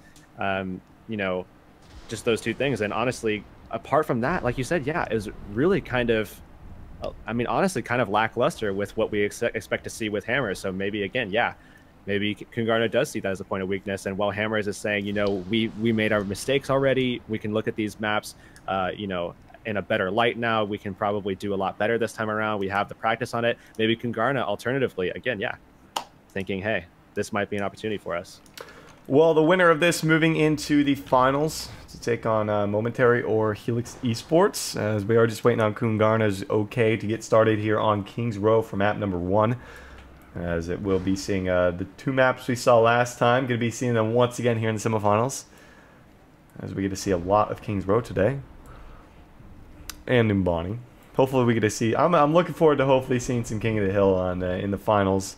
I really enjoy doing those, but shouldn't be too much longer. Who are you going with here? I'm assuming you're probably going to go with Hammers Esports, given the fact that, you know, that's kind of a comfort pick in a way, but seeing Kungarna take out Velociraptor is a little worrying. At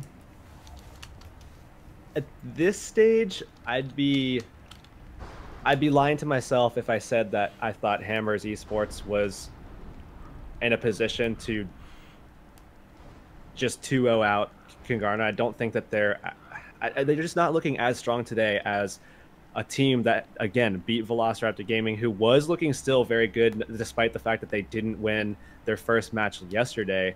Unless there was some sort of situation where, you know, Velociraptor Gaming just made a couple of mistakes today, Kungarna does look to be a very, very strong team. They did apparently beat them really, really hard in King of the Hill, so I do expect that they have a lot of team fight synergy, a lot of cohesiveness in that regard. Certainly does lend to being able to beat this team out, especially given the fact that if you can beat them on King of the Hill, that means you've been able to deal with a player like Newmarket. It looks like Tay actually going to be over on that May, so they are not going to be using that Quadra tank setup here. They are going to go full hold on this. I imagine Newmarket probably going to be swapping off of that. Expecting McCree pick from him. Yeah, I anticipate that's going to be what he's going to be taking up, although I do think we're going to be seeing potentially a triple tank setup here coming out on the attacking side. If we do see a Roadhog come in, we might see that. And in that case, Newmarket, in my opinion, would be best on the Reaper, as he would be able to deal with a lot of those tanky members of the opposing team as they come in, especially through isolation from Taeyeon. But it looks like for now, Newmarket actually is on the Bastion. There's no way that's happening. I think he's just going to meme it up for a little bit, run back, and he's going to make that swap. Perhaps this is just a little bit of a mind game, you know, just they have a Bastion, you know, they make that swap over to, you know, whatever they think is going to counter that, and lo and behold, Newmarket's actually on a McCree or a Reaper.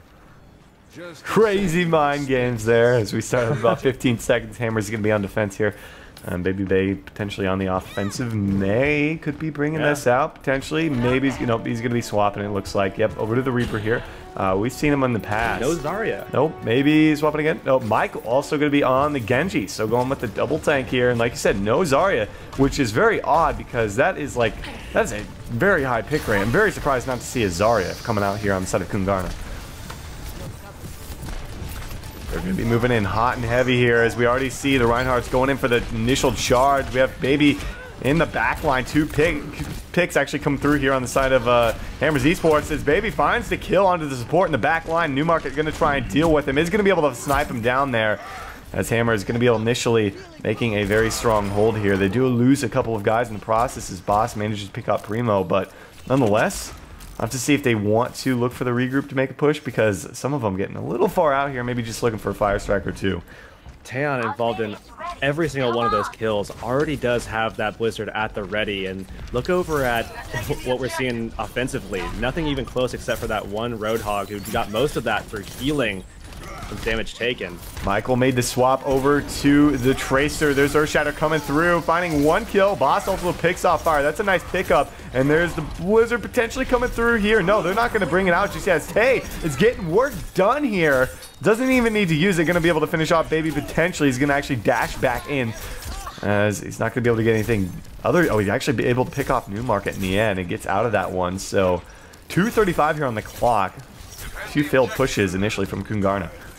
Yeah, and this is fantastic job actually from Taeyeon, who withheld that Blizzard and is now going to be able to shield off a lot of that pressure as it comes through. They get another CC on the nano boosted target. They still have Blizzard to work with. There's the Blizzard coming through from Tay. He's going to get hit by the hammer. Actually, the whole hog comes through there from Boss. It's chomping him to bits. It's a 2 for 2, it's 3 for 2, and it's actually Michael still up in the fight with a Pulse Bomb. Can they get anything off it? There's still a few guys remaining here on the side of Hammer's Esports. Pulse Bomb not going to be able to actually stick onto Hot Date, who got charged up in the end by fire. It's under a little bit of heat now from Michael. Michael still in the midst of this fight, is going to be forced to back up out of this one. Makes it out with his life. 1 tick here on that capture point, and they're going to be able to get the second one. They get on the point. Sound Barrier out here as well. The Dragon Blade is ready to go from Baby. He's looking for a few kills. Does get 1 there for himself. 4 kills out here from Kungarna. They clean it up. They're going to be able to get this point A. Yeah, unfortunately for Newmarket, he went with the flashbang with 1 bullet left in the chamber, hoping for that last headshot that he needed to get the kill off on the Genji. Missed it. Baby Bay went ahead with that punishment there and found that kill as well, forcing the last guy standing off of this one, and they were able to make it through. And because they were able to make it through and find kills afterward, you know, they actually managed to get, they're going to manage to get a lot of distance off of this by being aggressive off the punch as well. And now the street phase is mostly going to go in favor of the attacking side, despite the fact that they had no ults to actually pull this off. However, Tracer going aggressive, trying to find one, going to whiff that ult though. Earthshatter not hitting anything there from Primo. Oh my goodness, Boss making an aggressive play right there. Comes through with the hook onto Newmarket. Didn't even see that one coming for themselves, and they are finding pick after pick. Kungarna looking so strong in the streets phase initially right here. All that remains is Lord, who's going to be dropped, and Kungarna going to continue to push his payload with 3:10 on the clock.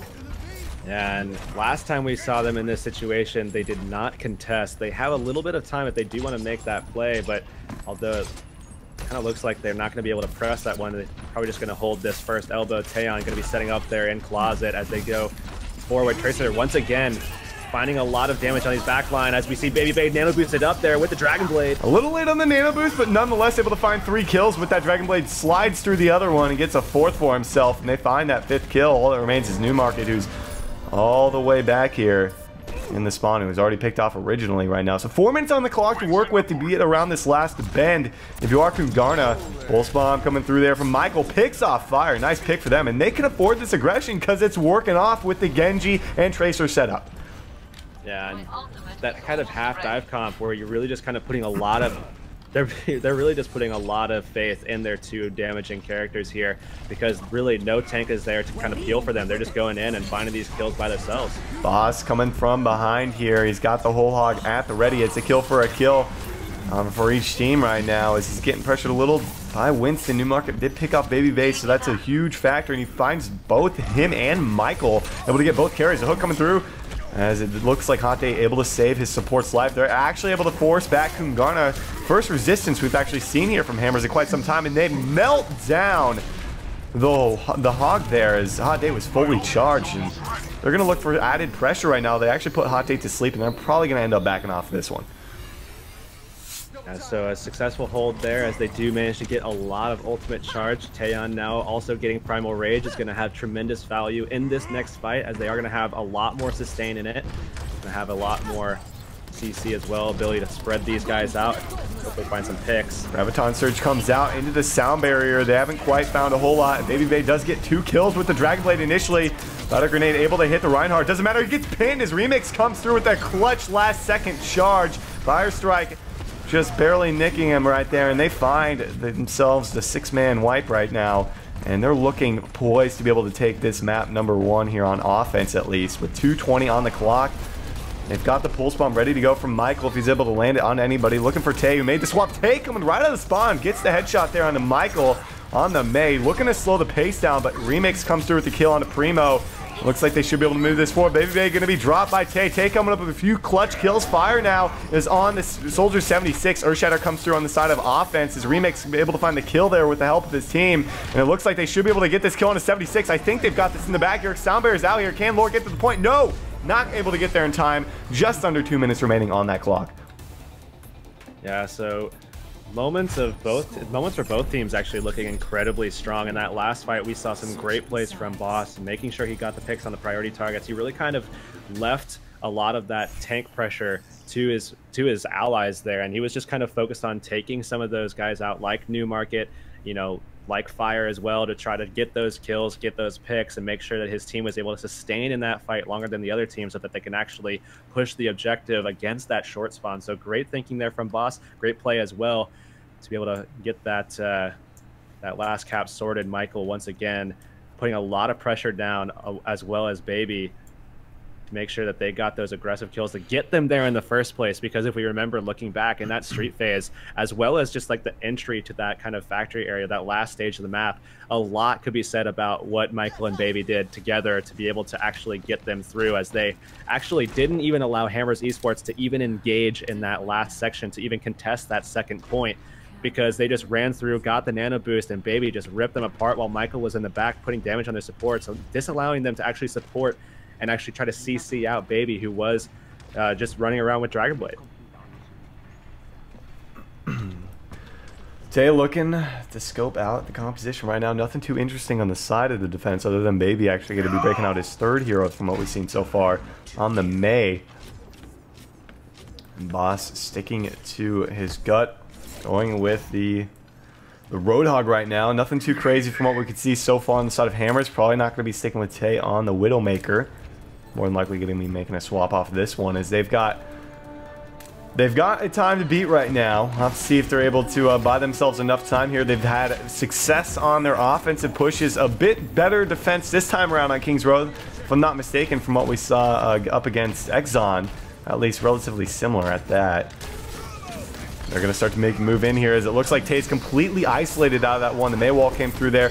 And oh man, Fozzic's actually going to be dropped by Newmarket from behind. Actually comes through there, able to get into the back line. Finds Victorious as well. And it looks like Hammer's doing a terrific job despite a few kills coming through there. Baby Bay on the May, still in the area, as it looks like he's able to find the kill. No, the wall comes through, and the isolation from his own ice up. Looking to finish off Baby, can't get it. And oh my goodness, Michael comes back, able to find the kill. Hammers Esports looked like they had that in the bag, Herix.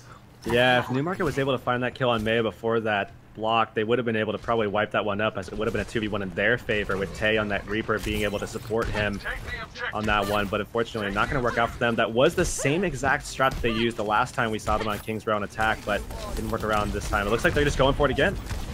That certainly seems to be the case, as Michael is spotted out right now. We are going to see the charge come through. Oh my goodness, nice kill coming through on the side of Tay, who gets the, oh man, Reaper's coming through with his Death Blossom, though. Michael able to find one kill. It's going to get charged upon into the wall. Baby Bay killed his own teammate there, even though he was going to eventually die into the next wall at that. It's just Notorious in the area here. He's going to be dropped in just a moment, and they're going to be able to pick up this point. More than likely, there's the ping coming through from Primo. He's going to be boosted up here, looking for something. Hook, not going to land. There's Earthshatter, hits all three of them. Can he get anything off of it? Looks like he's able to get one, maybe gets him with a Fire Strike, Urix, and that should seal it here for Hammers. Yeah, it looks like that just enough to give this team the spacing to get that first point. They have plenty of time to work with to push this through the street phase. Attacking side of Hammers Esports has been solid today, so definitely think they're going to be able to pull this one off. Does look like Primo's going to have to back off a little bit, let his shield regenerate, as Baby is actually kind of wrapped around behind here. They're going to have to kind of make sure that they are cognizant of that fact as they go forward around this first elbow. They only had one person actually on the payload this time. I actually think they forgot about it for a little bit there, so while it should have been hit nearing the second elbow, it's not there yet. Oh my goodness, huge Earthshatter actually getting able to connect there from Remix. Gets right onto Newmarket, who popped out the Deadites. Charged up Remix now, who's swinging away the hammer here, able to find themselves the team kill with that kill onto Lord right there, as they are tearing it up. Come back in full force after initially losing that point A, and looking very strong here with just under 4 minutes. Plenty of time to work with for Hammers Esports, but ultimates slightly in favor here of Kungarna. neither. It looks like Fire actually getting dangerously close to having that nano boost. Reinhardt's charge each other though as this one opens up. Newmark are finding that pick first. Baby actually able to find one kill with the Dragon Blade. It almost looked like he was actually going to get nothing off it. Earthshatter comes through there. Tay with the Death Blossom picks up 2 kills. There's a Death Blossom on the other side of the payload from Michael. Finds 3 for himself. Tay trying to do what he can. He's got Hot Date in the area. They should be able to force Remix back. They find themselves with the kill. The last 2 members remaining of Hammers Esports going to push this payload ever slowly forward. But Kungarna will be able to make another stand on this payload before it hits that checkpoint. 3 minutes left on the clock here to get this second objective. They are, like you said, in position to try to contest this second point as they are pushing forward. Reinhardt in tow at the moment. They are going to be able to make it there in time. And even if they just kind of take some time away at this point, we saw them kind of try this one before. As long as they kind of get some time off the clock, this is definitely a good option for them. Nano boost coming out though on the Reinhardt. The New Market with the Deadeye here is looking for something. He finds Baby, who actually pokes his head down a little too long right now. Looking to finish off Boss. Misses like 6 shots in a row right there. Unfortunate as Boss actually manages to get the kill onto him. That was an ill-advised sound barrier from Notorious. Certainly not needed to, I believe that was a 4v1 against Lord. But that's unfortunate they don't have that in their pocket now with 2:15 on the clock. Yeah, and huge plays from Remix there. Getting that really, really nice Earthshatter, finding 2 kills off of it. Almost immediately after, so great job from them to be able to turn that one around inside of that nano boost, but now they don't have too much available to them. They're going to have to worry about the opposing team's nano boost as it is going to be used. And there's the Dragon Blades out here as Hawk able to find the pick onto Ana in the back line. Looking for Newmarket, gets Newmarket, but Tay following up with a triple kill there. That could do it. Whole Hog gonna be denied, and Tay with a monstrous play there, able to save his team, and they've got 3:05 on the clock now to be able to get through this last stretch and get to the final checkpoint. Honestly, defensively, while it looks like they didn't come away with much there, I do think this was actually a great...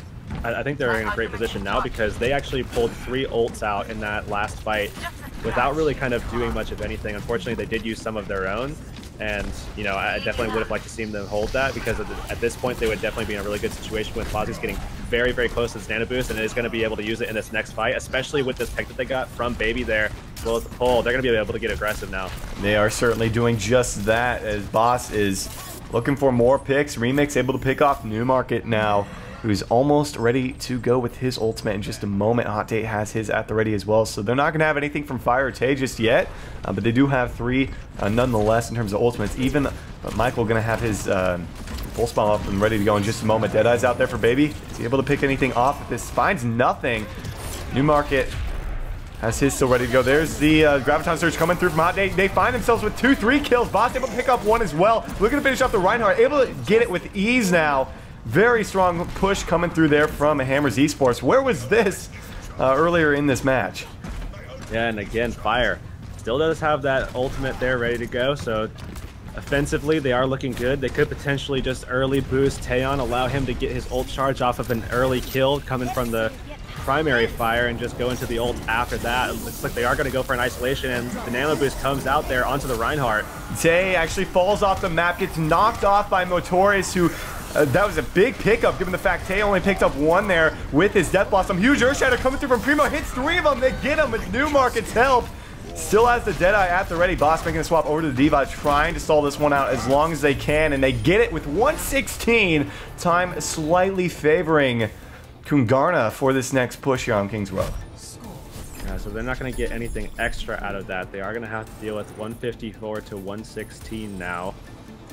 Definitely, again, slightly favoring Kungarna as they ready to go. I believe it's going to be attacking side. I believe it is going to be Hammers on the attacking side first. Yep, if I'm not mistaken. So, Newmarket on the Genji right now, but curious to see. It looks like, okay, we are going to be seeing... Yeah, I'm not even sure at this point. We're going to look at the defensive side for now, as this could go any way possible. Boss actually going to be going back over to the Roadhog. We're going to be seeing Baby on the right, or on the Reaper for now.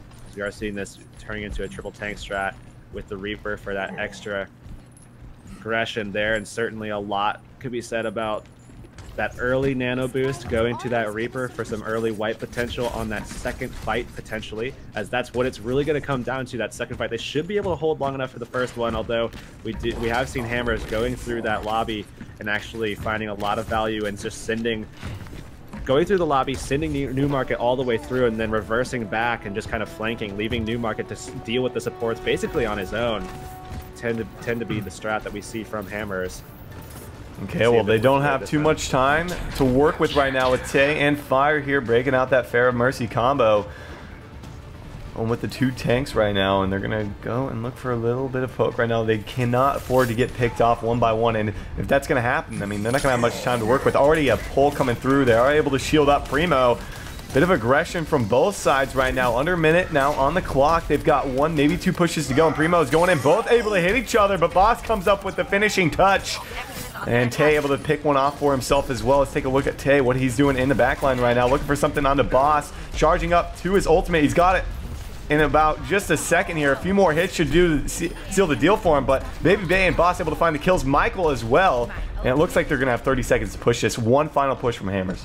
The good thing from Hammers right now is that Hot Date incredibly close to that ult. Kha'Zix is really close to having that nano boost, and they're going to be able to use that on Baby, but if they can kind of keep control of the air, which with Taeyeon and Fire out there, they should be able to get a lot of value out of that barrage. That is certainly true. They don't have a whole lot to pair up with just yet, but Hot Date, there's the barrage, not even waiting for the Graviton Surge, is going to be taken down by Boss and Michael. They're going to charge up Boss, who's got the whole hog at the ready right now. He's pumping out the damage. Graviton Surge comes through from Hot Date. What the heck, why not? At this point, and it looks like Kungarna make a stand. Just under 2 minutes to go for them when they push. A little bit more time than the Hammers actually had here, so they should be able to build up some ults for like a second or third push here, because I think they have that kind of time to work with. Yeah, I definitely think it was a huge mistake not allowing Hot Date to get that ultimate charged up and ready to go. I mean, he was so close at that stage. There was no reason not to, at least in my opinion, to try to take advantage of the fact that you could at least get 4, because at that stage the only person who was really going to be getting out of that one was going to be Baby on that Reaper. Certainly going to be about 60-70% chance that it was going to go to him anyways, so Nano Boost was just going to be kind of Wraith walked out of anyways. Again, even more value from that Graviton Surge potentially, but just went for it anyways, got picked, didn't have the ground support there yet. They weren't aggressive enough on the ground to be able to allow that barrage to go all the way through. Looks like we're going to be seeing a very similar strat here coming from side of Kungarna, as Kha'Zix is going to be on that very same character there on the Pharah, although we are going to be seeing a lot of aggression. Look how much aggression we're going to be seeing, actually. Kha'Zix is going to be switching, actually, of course. I don't know what I was thinking, support player going over the but nonetheless, Michael and Baby still, again, with the aggression, this time going with that same kind of style we saw before with Michael and Baby just diving at these guys. We saw it the last time on attack, worked out really well for them, might work out here. We'll have to take a peek and see if they're going to be able to get anything off this initial aggression, as we already see Michael way deep in the back line. Got to be wary of the fact he's looking for the supports. Newmarket already going to be dropped. That's a huge pickup for these guys who will have the Winston to try to deal with Michael, but he's able to find the pick for himself.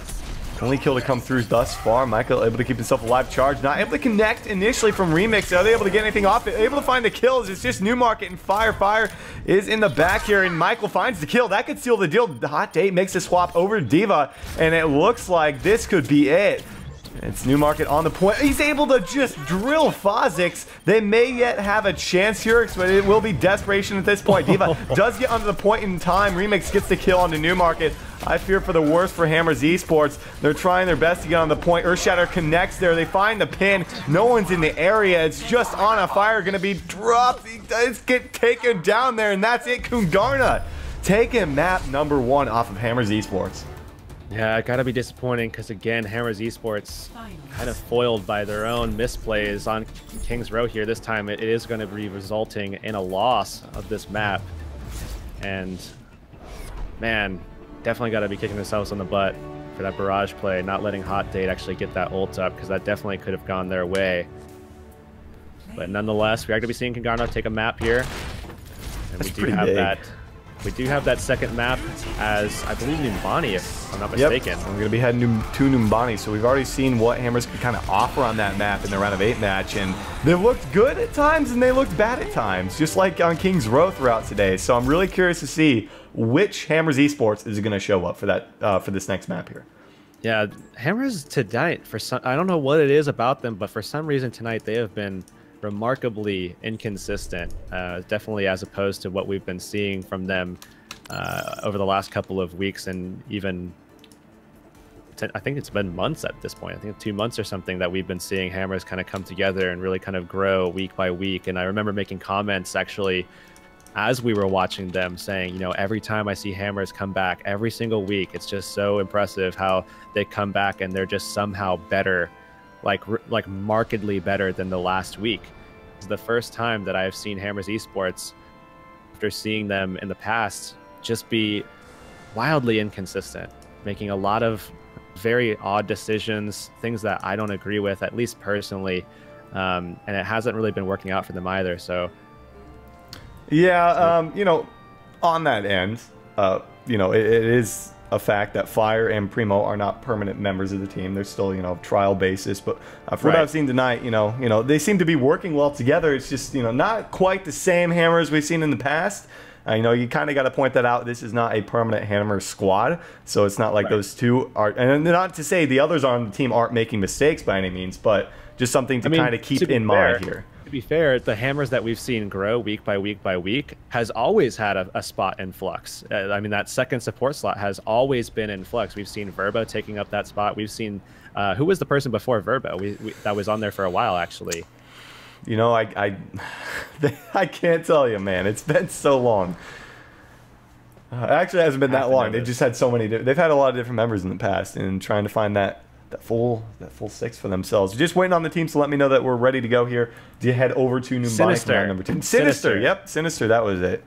Sinister was who I was thinking of, and he was on the team for a while and doing very, very well with them. And nonetheless, I mean, they still have had a spot in flux for quite a while, but even so, they've been still growing. And granted, this time around, they do have 2 people missing as opposed to just 1. So they do have those 2 trials coming in. But nonetheless, I mean, still 2 tryouts. I mean, doing pretty well to semifinals. Yeah. I mean, that's still impressive. But I will say that you can't just say it's because of the 2 trials. There's still been mistakes made. Even just the last game, that barrage misplay was Hot Date and Taeyeon, staple members of Hamilton. It's something about Newmarket has come up clutch time after time, even in the round of 8 as well. And the thing is about a team, you cannot solely rely on that one DPS player to come through for you every time things start to go wrong. So we'll have to see how it shapes up here in this game number 2. You know, not trying to, you know, talk down on them by any means, but, you know, just not the same Hammers we're used to seeing as we do almost every single week here. So we'll have to see how they're going to fare on Numbani against Kungarna here. It looks like they need a couple more minutes, but talk about Kungarna a little bit. Man, they have shown up today, taking out Velociraptor Gaming, pretty highly ranked team in North America standings. Showing up, finding a 2-1 victory, moving into the semifinals, up 1-0 over Hammers right now. They are looking impressive today.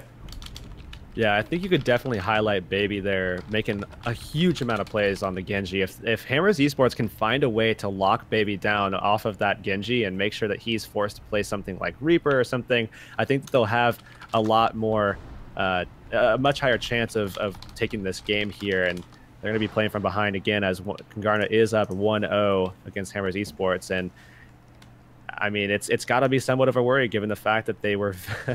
I mean, their attacking side of Numbani was very nice. Their defense at the end was very nice, but their first hold was something I'm definitely kind of worried about, given the fact that Kungarna has already shown that they're willing to dive. They have Michael on Tracer. They have Baby on that Genji as well. If they just go for a full dive comp, I would be extremely worried at this stage that if Taeyeon wasn't on that Winston, if they don't have that same setup that we saw in that last defense on that first point, that they would be giving this one up very, very early on. Well, it looks like we are ready to go, guys, and get into our second match here of the semifinals. Heading over to Numbani, like we said, Kungarna with that 1-0 lead. We get to see them on offense once again here. And the winner of this series, moving on into the finals to take on Helix Esports. Helix Esports, defending champions and a powerhouse at that. Expecting that to be a thrilling series as well. But either of these teams going into the final, whoever it may be, you know, Helix still going to be a massive, whoever's going into that is going to be a massive underdog against Helix Esports. Looks like defensively we are going to be seeing Taeyeon over on that Winston once again, so good pick in my opinion, but we'll have to see what actually comes out. We are going to be seeing actually a dive comp, but Boss not actually going for the Zarya that you typically see in conjunction with this composition, as you can actually, you know, get that support out to the Winston as he does dive in, or, you know, anyone else for that matter. You could potentially use it on Genji or even Tracer, as well as getting a lot more ground coverage alongside the supports who aren't able to follow to the same degree. We are potentially going to be able to see Phozix on D.Va actually, which this time around, Phozix messed with my head a little bit last time, but this time around, I actually tend to kind of believe that this could be a possibility. Given the fact that we're going to be seeing them dive probably into corridors, you might not get the same value out of Ana, and D.Va certainly kind of pairs well with this. But he might be memeing nonetheless. I'm expecting the D.Va here. I mean, we saw a lot yesterday in the tournament we talked about. But no Zarya. That's true. That's certainly true. They're running a triple tank comp, a lot of aggression here with one healer on the side of this offense is pushing. So this is a deadly composition that can also be you know, very squishy, not necessarily squishy, but can just get blown apart if not coordinated well. And already going in for some aggression as expected. That's kind of the name of this composition right here. No kills on the board just yet, but it's going to be Newmarket, the first to fall here at the hands of Baby Bay. And look at this damage coming out from these guys. They find 4 kills, and it pays off here because they're going to be able to find the 6th kill. Oh no, Fire comes up with a kill. It doesn't matter in the end, though. He's going to be dropped here. Does take one with him. But nonetheless, it will find that first cap in this point A. Yeah, you really don't want to be falling back into corridors like that where Baby, Remix, Phozix, everyone really benefits from having people grouped up like that, where you can see Baby getting dash reset after dash reset, Boss just landing easy left click damage, right click damage, whatever he wants to do into that hallway with that big spread. Remix, of course, a lot of damage coming from that cannon as he jumps in close range. I mean, that was just the perfect scenario for that composition to work out for them. Not a great move there from Baby Bay and Michael, both getting a little too aggressive and getting picked out at the hands of Newmarket and Tay there. And they're going to be forced all the way back here, forced away for the respawns. Remember, they don't have a Reinhardt to avoid a lot of this damage and kind of be a brute force to move in, so they all have to be aggressive if they're going to be aggressive. There's a hook coming on to Remix. He's going to be dropped here, and this is going to play in favor of Hammers Esports right now. And if you don't have all 6 of your guys to be aggressive, you cannot win a team fight like this because they don't have a Reinhardt to move in behind. So it's very unfortunate for him. And despite that, Primo going to follow up with the kill on the Phozix right there.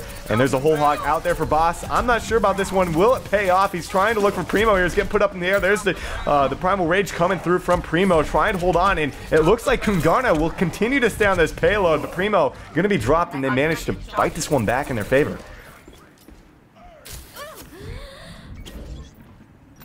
They are going to be able to press now, and honestly, Phozix definitely really close, but Fire just as close now, and they are going to be able to contest this point before it gets to that second objective. We are going to be seeing Newmarket trying to set up here and, you know, get into a good position where he can lay down a lot of suppressive fire from the back, and taking them a long time actually as Primo just rolls in.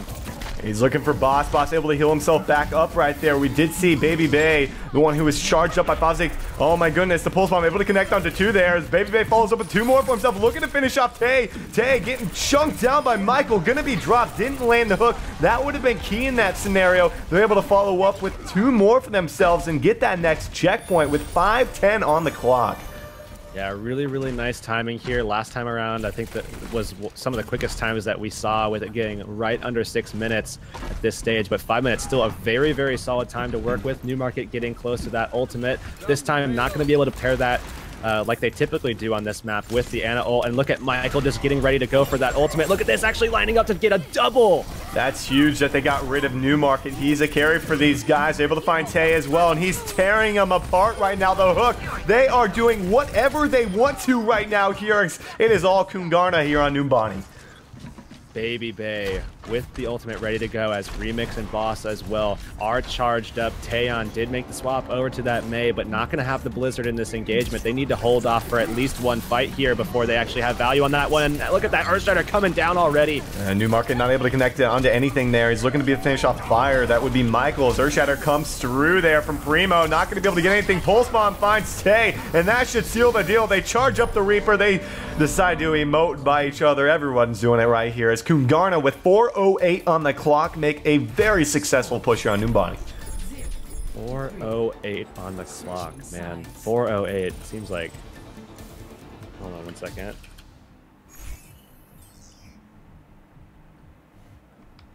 Such a dominating push from Kungarna, and if we know anything about Hammers Esports, at least today, they've been able to battle it back in their favor as well. I mean, it looked like they had a poor defense initially on the first time they did Numbani in the round of 8, and then they really took it to them on offense. So I'm expecting more or less a similar push here from Hammers Esports, but Kungarna looked so dominating there. I'm really doubting they're going to let the foot off the pedal there. Well, I think we need a pause right now. Yeah, go for the pause. We have Boss actually taking a work call there. All right, he does get a couple minutes here, so I guess we got to talk a little bit about that push from Kungarna. he called out in chat as soon as hold on. Okay, he called it out in chat when they finished up. He said LOL on phone or something like that. And I was like, can't really tell if you're needing a pause right now or if you're just hardcore BMing. But it turns out he actually is taking a work call, so he is going to be, I think, two minutes or so. But yeah, looking at that last map, it does. Boss saying it meant to type it in team at first, but nonetheless. On that first side of things, it did seem like Kungarna actually really doing a good job. I mean, the time alone speaks for itself. 4:08 left on the time bank for them to be able to come back in overtime should it actually be required. And again, defensively, it seems like Hammer is just kind of falling apart, not really coming together when they need to. And unfortunately for them, Newmarket not able to save the day this time around for them. Seems like Boss actually is good now, so we can resume the match. But you know, defensively, it seems like Hammers has been struggling today. Offensively, though, I still feel like they are still in this match just because of the fact that offensively they have been very consistent. It's just been their defenses that have been kind of a struggle for them tonight, it seems. That's certainly true. But going back to the round of 8, taking a look at what happened against Exxon, I mean, in those very close games on Numbani and on Kings Row specifically, you know, it went in favor of Hammers Esports, but on Kings Row, it was basically the exact same scenario. Just didn't go in their favor, and Kungarna able to just step it up a notch and take it to them. But nonetheless, we'll have to see if they're able to turn it around here, if they can get this successful cap and buy themselves a bit of time. It would be actually shocking if Kungarna made a hold against them here, but very doubtful at this point, given the caliber we've seen from their pushes on the offense right now. But Tay going to be breaking out the Genji right here. Baby going to be going with the McCree on the side of the defense. We're going to be seeing them coming out the gates here. Primo on that Reinhardt. Looks like they're not going to be going for that kind of top-end aggression. They're just going straight up mid with this one. This is exactly what we kind of saw on the other side as well, if I'm not mistaken. They just went straight for the aggression, but this is not playing that same hands as the same comp right now. As there 2 kills coming through here on the side of the defense. Tay picks up 1 onto Baby Bay. That's a nice pickup onto the carry, but it's not going to be able to take too many more hits from that Reinhardt hammer. He's forced out of this one. No, he's going to be dropped. As Primo's off respawn, Newmark is going to be taken down as well. And it looks like the 6-man wipe comes through there from Kungarna. Very strong initial hold. Yeah, and that was just kind of an interesting approach. We are going to be seeing Taeyeon switching over to that Reaper here. Fire now up to about 57% as opposed to the other Ana, which is now at 88% and charging even still. Big ult charge there from Fozix as they find a kill on Michael. That's the second time this game in Numbani he's been picked from this over-aggression. You can't afford to have that, especially right now. There's a huge Earth Shatter from Remix. Oh my goodness. Lines up with the biotic grenade across the lawn right there from Fozix. Excellent combo coming through from those two. And Fozix was the one that initially set that combination up, and he gives a little wave and puts a spray down on the on the little landing there, because he actually got behind that shield from across the way along with Baby Bay and landed that sleep dart that allowed him to actually land that Earth Shatter on the entire team. So great job from Fozix there, coming up big. Once again, Anna's making huge plays. I've seen Anna's in the past kind of take this positioning, and it works really well if there's especially not a Winston or somebody like a Genji who can make the aggression. There's no one that can deal with him, so he's got free range, free scope for whatever he wants to do in terms of offensive support or trying to get picks, throwing Vada grenades across the lawn there and getting over to the other ledge to be able to find him like he did in the last engagement. So this positioning is perfect against this composition. There's the power-up going on to his fellow teammate. I believe that was onto... was that onto Boss, if I'm not mistaken? Might have been Baby Bay. I couldn't quite see around the corner, but nonetheless, they will come up with another team wipe. I'm like 90% sure it actually went on to Lucio. I couldn't see it around the corner there. They just got also bunched up, but a bit of a misplay. Yeah, and that, hey, that could be a... you never know. You never know when you need that boosted up Motorious, you know? Looking for the added damage. Nice hook coming through from Boss. Gonna finish off Hot Day. Easy pick for him. Could have been on Michael, though. It was one of the two. Those are the two that I'm not sure about. It was one of those two. Steven, you didn't know there, so. 90% sure it was Mo, 10% sure it was Michael.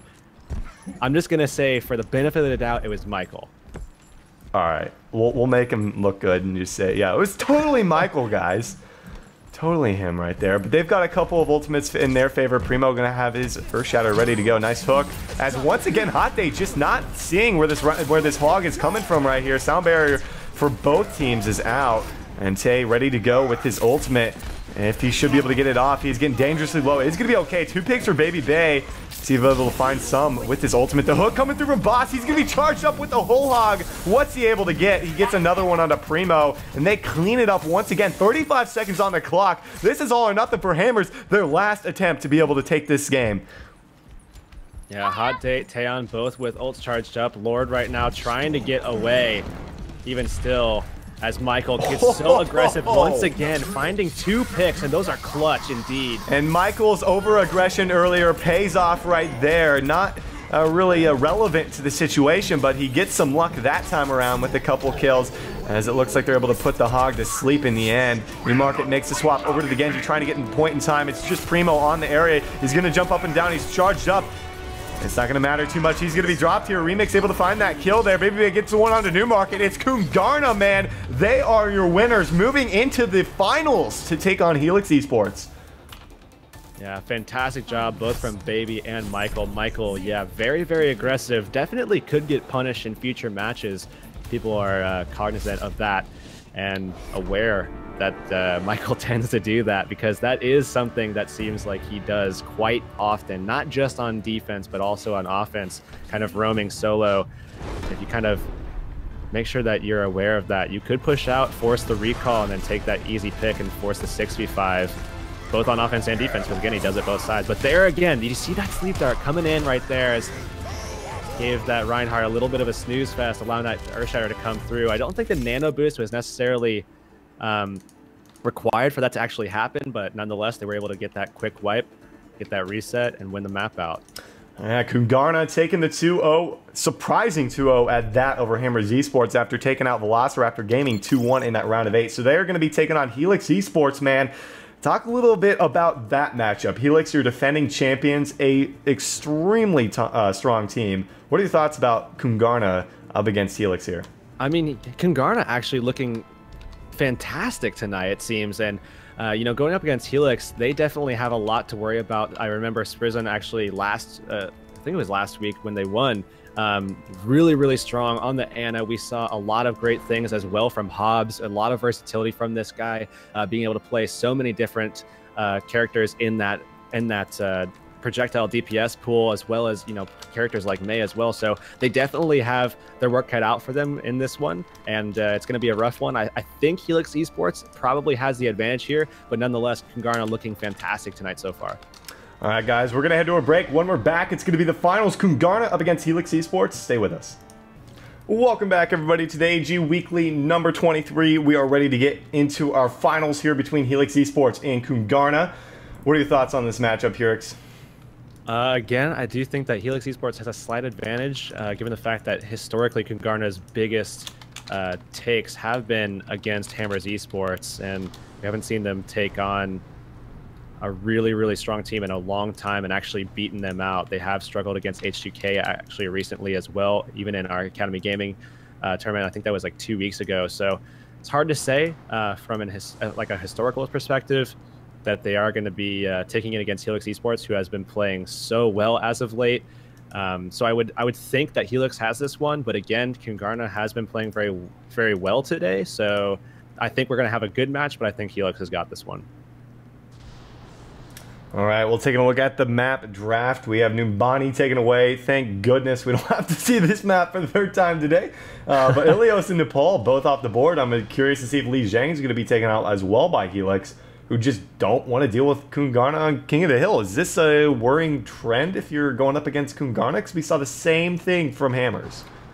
Yeah, well, the last time that Kungarna actually played against Hammers Esports, they did win that one out, and I believe one of those maps, if not, I think it was just one of the maps actually was King of the Hill, and they did very well on them. So I don't know how good they are consistently on those, and it looks like Helix is going to ban out that last King of the Hill map, and that is going to be Li Zhang, of course. We do still see Temple of Anubis and Route 66 both on here.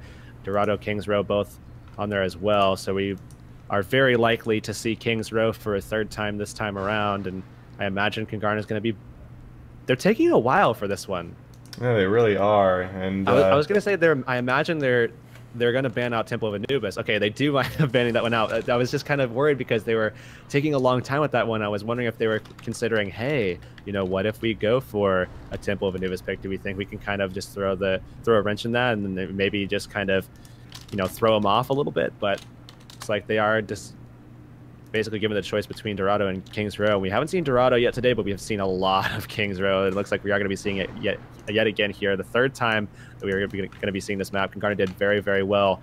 First time we saw them, Hammers Esports, just last series, and we're going to be seeing them now facing off against Helix Esports. This is going to be a totally different, basically... It's really kind of like a end boss that they have to go up against here. That's what I was about to say. This is going to be the hardest match they've played today easily. Helix Esports dominated last week, and I'm expecting more or less a similar fashion today in terms of this final matchup. I feel like Kungarna might be able to take it to him a little bit on Dorado. But I feel like this is going to be a pretty swift 2-0 for Helix Esports. Nothing against Kungarna. I just feel like some of this aggression from Michael and Baby Bay might really be punished by some of these guys on the side of Helix. And we've seen how good they are in the past. That's what I'm going with. What about you, Helix? Yeah, I'm going to be going with Helix as well. I think that's the safe pick here. I mean, there's the good thing about this final is that there is upset potential, and that's what I'm excited about, is that Kungarna definitely does have an opportunity to take this one. I just think that Helix Esports is going to come away with this win. I just don't think it's going to be as convincing as some people might think, but nonetheless, I mean, I expect a lot of great things from Anna here on Helix Esports. I do expect a lot of great things as well from Hobbs, who made a lot of great plays last time we saw him. And this is the kind of team that I do anticipate being able to kind of punish the over-aggression that we saw last game from Michael. And if they can find those kinds of kills, it looks like he is on the Tracer yet again. If they can find those kinds of kills, and they can find themselves in a very nice situation where they're going to be engaging a lot of these fights, potentially as 6v5 or 6v6 with Michael's recall down, which is a very nice position to be in. We are going to need to pause really quick as one of the players is not there. And that's Baby, that is not going to be there, so I'm going to have to wait on him to come back. But again, I mean, really going to come down to how Kungarna want to play this. If they are going to be playing aggressive, and it looks like we are ready to go now, so yeah, we can unpause. But if they are able to punish, or if they are going to go aggressive, they need to make sure that they're not getting too aggressive. Michael needs to make sure that he's very aware of his recall timings, because I imagine that we're going to be seeing Helix Esports kind of making sure that they have a lot of control over that, calling that kind of thing out, because when you find a Tracer on the enemy team, especially one who's as aggressive as Michael, you're going to be looking at their recall timings. You're going to be trying to pull that out. You're going to call that out to your team so that you can kind of punish that player, because once he only has Blink, he's going to be very, very easy to pick off, especially if you have something like a McCree, where he's not going to be able to pull away from those, and he's just going to have to rely on a quick blink, which is still punishable, still within punishable range. So something to look out for. That is certainly true, as Remix more than likely going to be going with Reinhardt. Yep, as expected here. So nothing out of the ordinary really for either team at this point. Still got a lot of aggression from Baby Bay and Michael. Well, I'm really curious to see how Michael plays this one. I mean, if his aggression can really pay off for him, we've seen it do wonders. Like in the last match, got a double kill with the pulse bomb at the very end against Hammers Esports, but might not be the same here against these guys. Zen going to get chunked down early on. Rage able to find a kill onto Remix. Nice. Battle grenade connecting there. Came out from Fozix, and they're actually cleaning it up right now, doing a great job. Helix is getting dropped. Rage finds another kill for these guys. Isn't enough to get the job done. Boss with 2 more for himself. And boy, was I wrong right now. These guys are running over for the most part. It looks like Hobbs able to come up with a big kill for himself. Can they finish this one off, Yerks? Now Hobbs taken out there. I don't think there's much of a hope left here. They are going to be speeding into this point, but looks like they are going to... Ooh, the sleep dart coming in. They should be able to take the pick on Boss. However, it doesn't look like anybody got aggressive enough, which is it's something different out of Kungarna to not get aggressive and try to go for that kill, which I do think Blade. But nonetheless, Dragon... Oh my goodness. Oh my goodness, man. Dragon Blade came out there from Rage, just able to melt him down right there. Most of the kills, not all of them, really come from Rage's hands, from what we've seen thus far. Pulse Bomb not able to connect on anybody. Coming out there from Michael. Graviton Surge is at the ready, though. Hook able to connect. Boss Floss going to get shielded up, though, as they're going to make him push in here. Earthshatter not quite ready for Boss Floss, but nonetheless, he's going to get really aggressive right now. A couple ultimates up for both teams. I'm expecting Boss to come through with the whole hog, being charged up by Fozix in just a moment. Yeah, and Baby, once again, getting aggressive here. Michael swinging around the side. Hobbs is going to be able to see that as Graviton comes out. Oh my goodness, Hobbs got knocked into the ground, and they accidentally charged up Alkia. That's so unfortunate. Actually, no, they charged up Matorius, if I'm not mistaken. Fozix charged him up, as that was on the other side. Pulse Bomb, not able to find the kill on anybody, but nonetheless, Kungarna are cruising forward right now. Find the hook onto Alkia. Hobbs surely going to be dropped as well. Oh no, he gets held shot onto Baby. Isn't able to find another before Boss takes him out. And Kungarna, no resistance whatsoever here on the side of the defense. Yeah, and that's why I was so excited for this one, as it should be a really, really close match. And so far, they've had a struggle kind of trying to deal with Michael, especially on that first point when he swung around. He was almost uncontested, if not actually uncontested that first time around. They have found Hobbs to be able to kind of deal with that a little bit. We are going to be seeing them try to contest this second point. Whole Hog's out there, not able to get a whole lot off it. Does find a kill. Remix able to follow up onto another one. A third one going to be able to connect. Finds a fourth as Boss Floss is in the area and gets taken down right on the payload. They've got plenty of time to work with. 5:20 on the board right now, and they get a pick there on Spreezen as well. Kungarna are just looking unstoppable. He's going to be coming off of respawn with his nano boost, and they have gotten it to that last kind of corner, and they really need to make sure that they push it past that if they want to be in a really good position to take advantage of these short spawns that they're going to have to contend with. Hobbs now going to be charged up more than likely, as he has his ult up ready to go. They are going to probably try to go for this Beyblade once these guys are grouped up, but look at them, just kind of scattering about, making sure that they can take this fight on their own terms. This is really, really smart from Kungarna. Nice hook coming through. Zen going to be taken out. There's a Graviton Surge into Hobbs, but he's taken out immediately. Nonetheless, they charged up Rage by accident there. That's unfortunate. They still find the picks they need in this scenario, and they're going to be able to make a hold on this payload. Everybody create a little bit of a campfire around Michael's sleeping body there to find that last kill, and looks like Kungarna coming in with a lot of aggression here, as they don't have any ults. This is likely to be a very quick push, and Fozix getting his ult. We'll have to see if they want to commit to this. They're actually going to be able to charge someone up moving in here. We'll have to see how aggressive they really can get. And it's not going to be a whole lot, as it was all huge Earthshatter coming through there on the side of Boss Floss, as they find many of those picks. I believe they got 4 of them right there. This is the next one, as they get all 6 of them actually in that engagement in exchange for losing 1 or 2. Yeah, I'm not sure about the usage of Fozix's ult there. I mean, we just saw the use of Sprizz's, and honestly, at that stage, you have to account for the fact that, you know, you can kind of hold it. You can go in, just dry push this one, try to get more ults for the next push, as you can kind of take that on your own accord, but didn't decide to do that. Dragon Blade's out here. Baby Bay looking for Hobbs. Hobbs going to be able to find the shots onto him. Gets the pick for himself, as it's Michael now going to be dropped as well. Earthshatter coming through there. Questionable Earthshatter from Remix. No follow-up whatsoever from anybody. There's no one to follow up. He's with Ana and Lucio. What was he expecting? Not quite sure. That's going to be the end of Fozix's life. And once again, just no not even no coordination, just wasted ultimates overall. Yeah, and then look at the defensive side now with Rage, Hobbs, Prison. You have Elkia here. As soon as you see Rage using that ultimate on the Graviton Surge, you could very well see the Blizzard ready to go at that point. There's the Deadeye into that Graviton Surge. Not able to find anything. Whole Hog came out at the last second for Boss before being dropped. Michael got hit with that sound barrier. That's why he's not going to be dropped immediately by Hobbs, but still missing a few crucial shots nonetheless. Finds it on the Motorius. Michael should be dropped in a moment. It makes another swap. He made another swap to the Tracer there. He was on Reaper a moment ago. Now Baby Bay actually made a swap over to the Reaper himself. So a lot of swaps coming through from the DPS right now. Not quite finding what they're looking for with 2:30 on the clock here.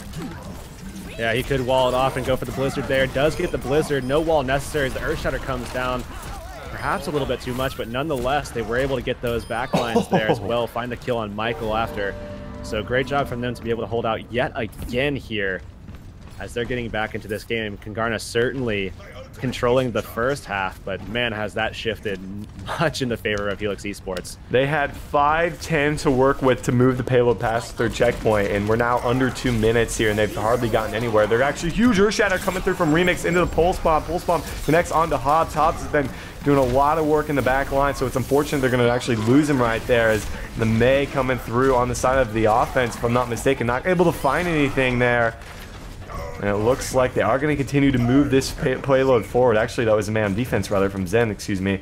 And looked for the freeze up on the Remix, just couldn't quite get anything off of it. And they're going to now finally make a push with this payload. 1:30 on the clock. Nice wall coming through. Sound barrier as well. A little premature, if you ask me. There's the Graviton Surge into the pin. They find the kills, and they should be able to hold off another time.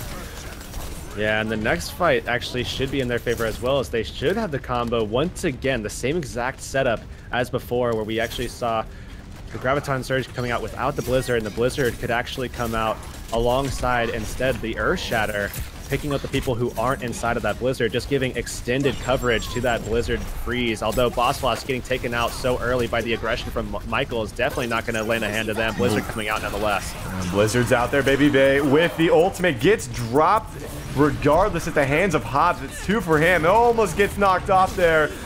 It looks like Elkia actually finds the knockoff. There's the Whole Hog coming through into the sound barrier from Motorius. Can they get anything? He's actually going to charge off Rage. Accidentally kills himself. Hobbs now going to be dropped as well right here. Who's able to get on the payload? Kungarna come up with the successful cap with 31 seconds remaining. Man. We'll have a minute on the clock then.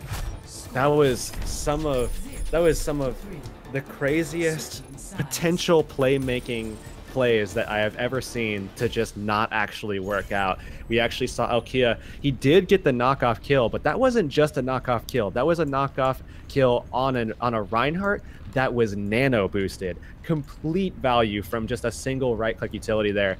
And then right after that, we saw Boss Floss come in, get the Earthshatter, and then go for the charge to allow Boss to actually land on a pipe on the very edge, and he survived as Boss fell to his death. I mean, just so unfortunate to have those kind of things happen when it was just so close to having them actually take those easy trades and turn that one back around. And 31 seconds on the clock. I mean, think about what could have been, you know? Certainly true. They had 5:10, like I mentioned earlier, to push that one, and they end up with 30 seconds. So if you are Helix Esports, you have to be pretty pleased about your last hold. If they had that hold on the initial point A or even the second checkpoint, I mean, there's no way and that Kungarna would have been able to cap that one out. So just a poor start, a very, very rough start coming through there from Helix, but we'll have to see if they're able to clean it up here on offense.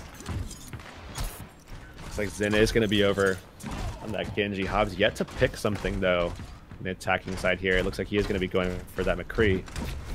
We're going to be seeing, actually, pretty standard setup from these guys as Zen goes back over to the Reaper.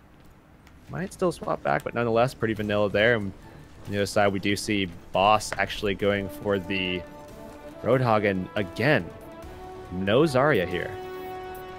This is a trend we are going to have to pause, actually. Once again, being forced to pause right here. Seems like after yesterday, people just want to screw with us a little bit. Yeah, really. Oh, man.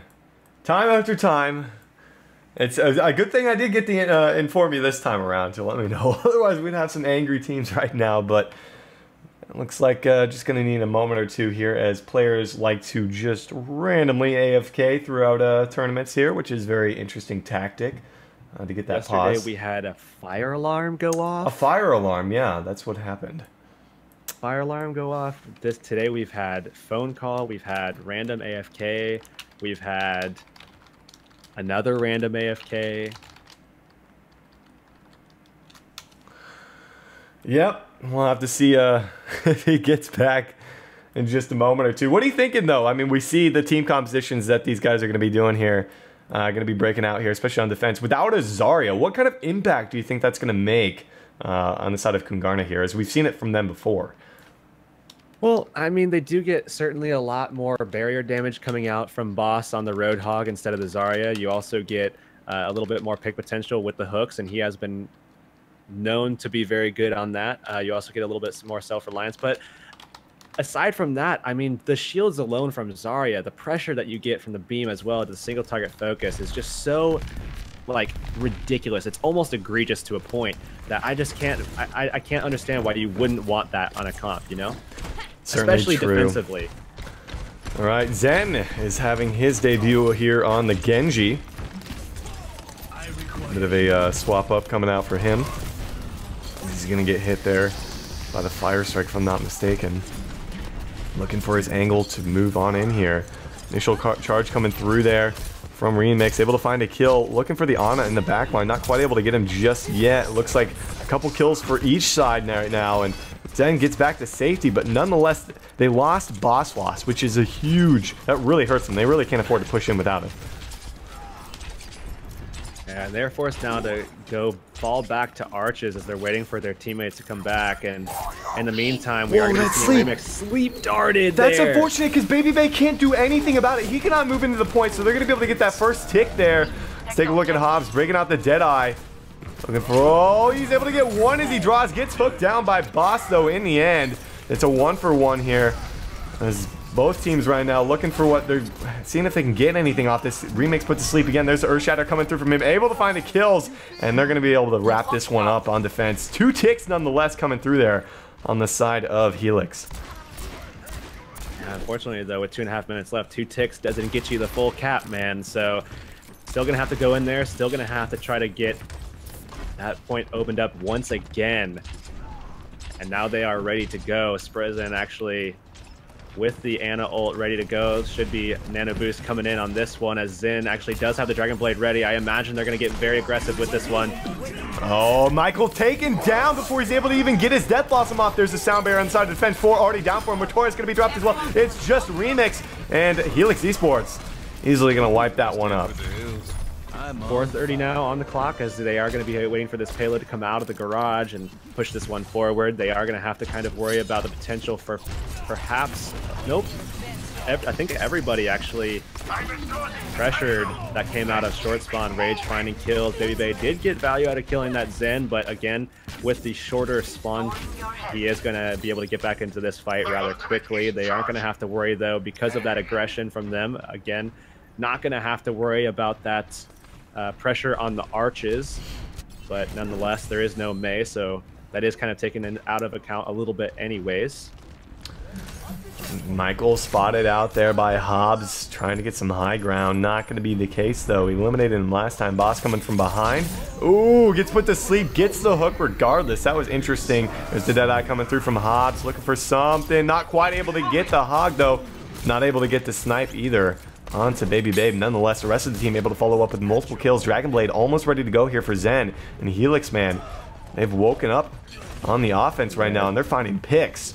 I would go as far as to say, I mean, Sprizzen has been ridiculously consistent with Ana, landing these insane sleep darts, just putting out insane pressure, insane healing for his teammates. I would say the person who woke up the most was Zen. I mean, watching him on Genji right now is absolutely amazing. He's been putting in so much work, putting in a lot of damage, and the combos he's doing has been absolutely nutty to find these kills. And he's actually almost gotten that Reaper there in a little duel.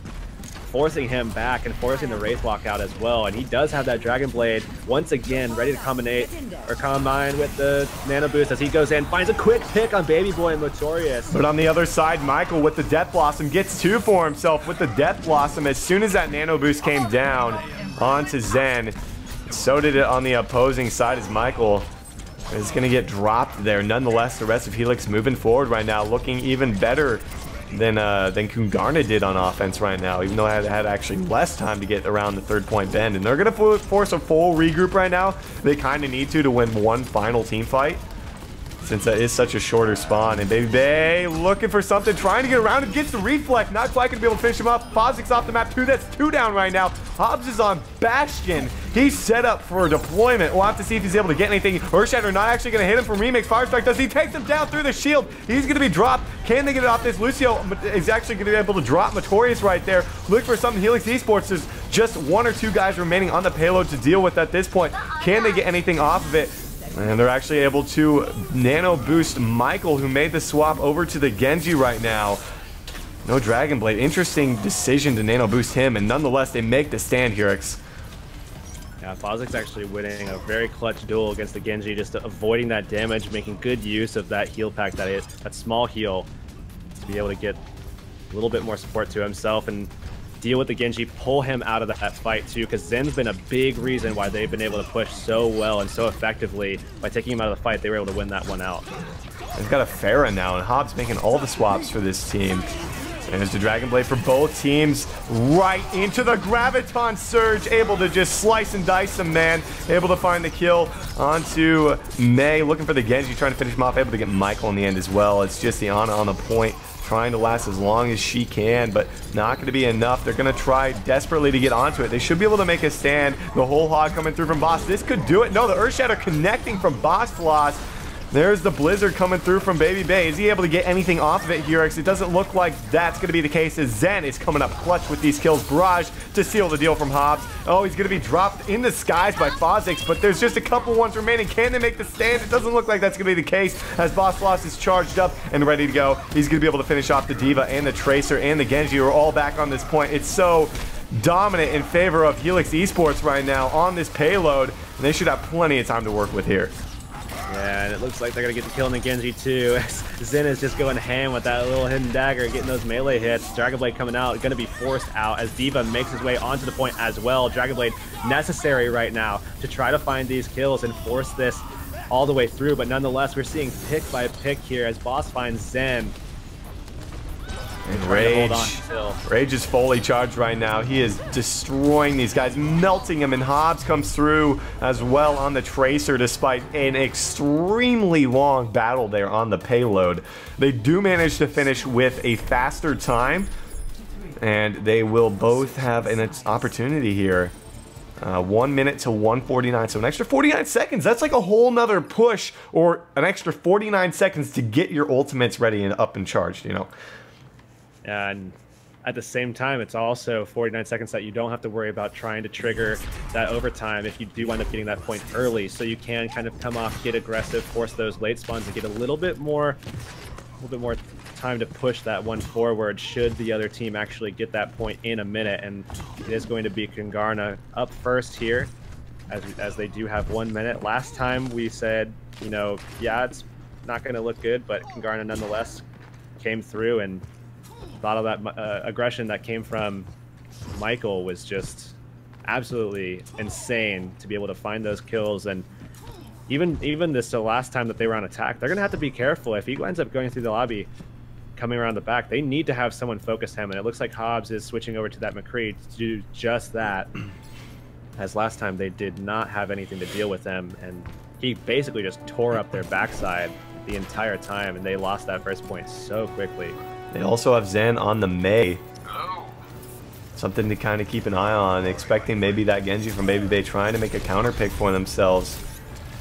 And we'll have to see if Michael can get back there. He did, and he sees oh my goodness, Hobbs doing exactly what he needed to do. Deny Michael any territory.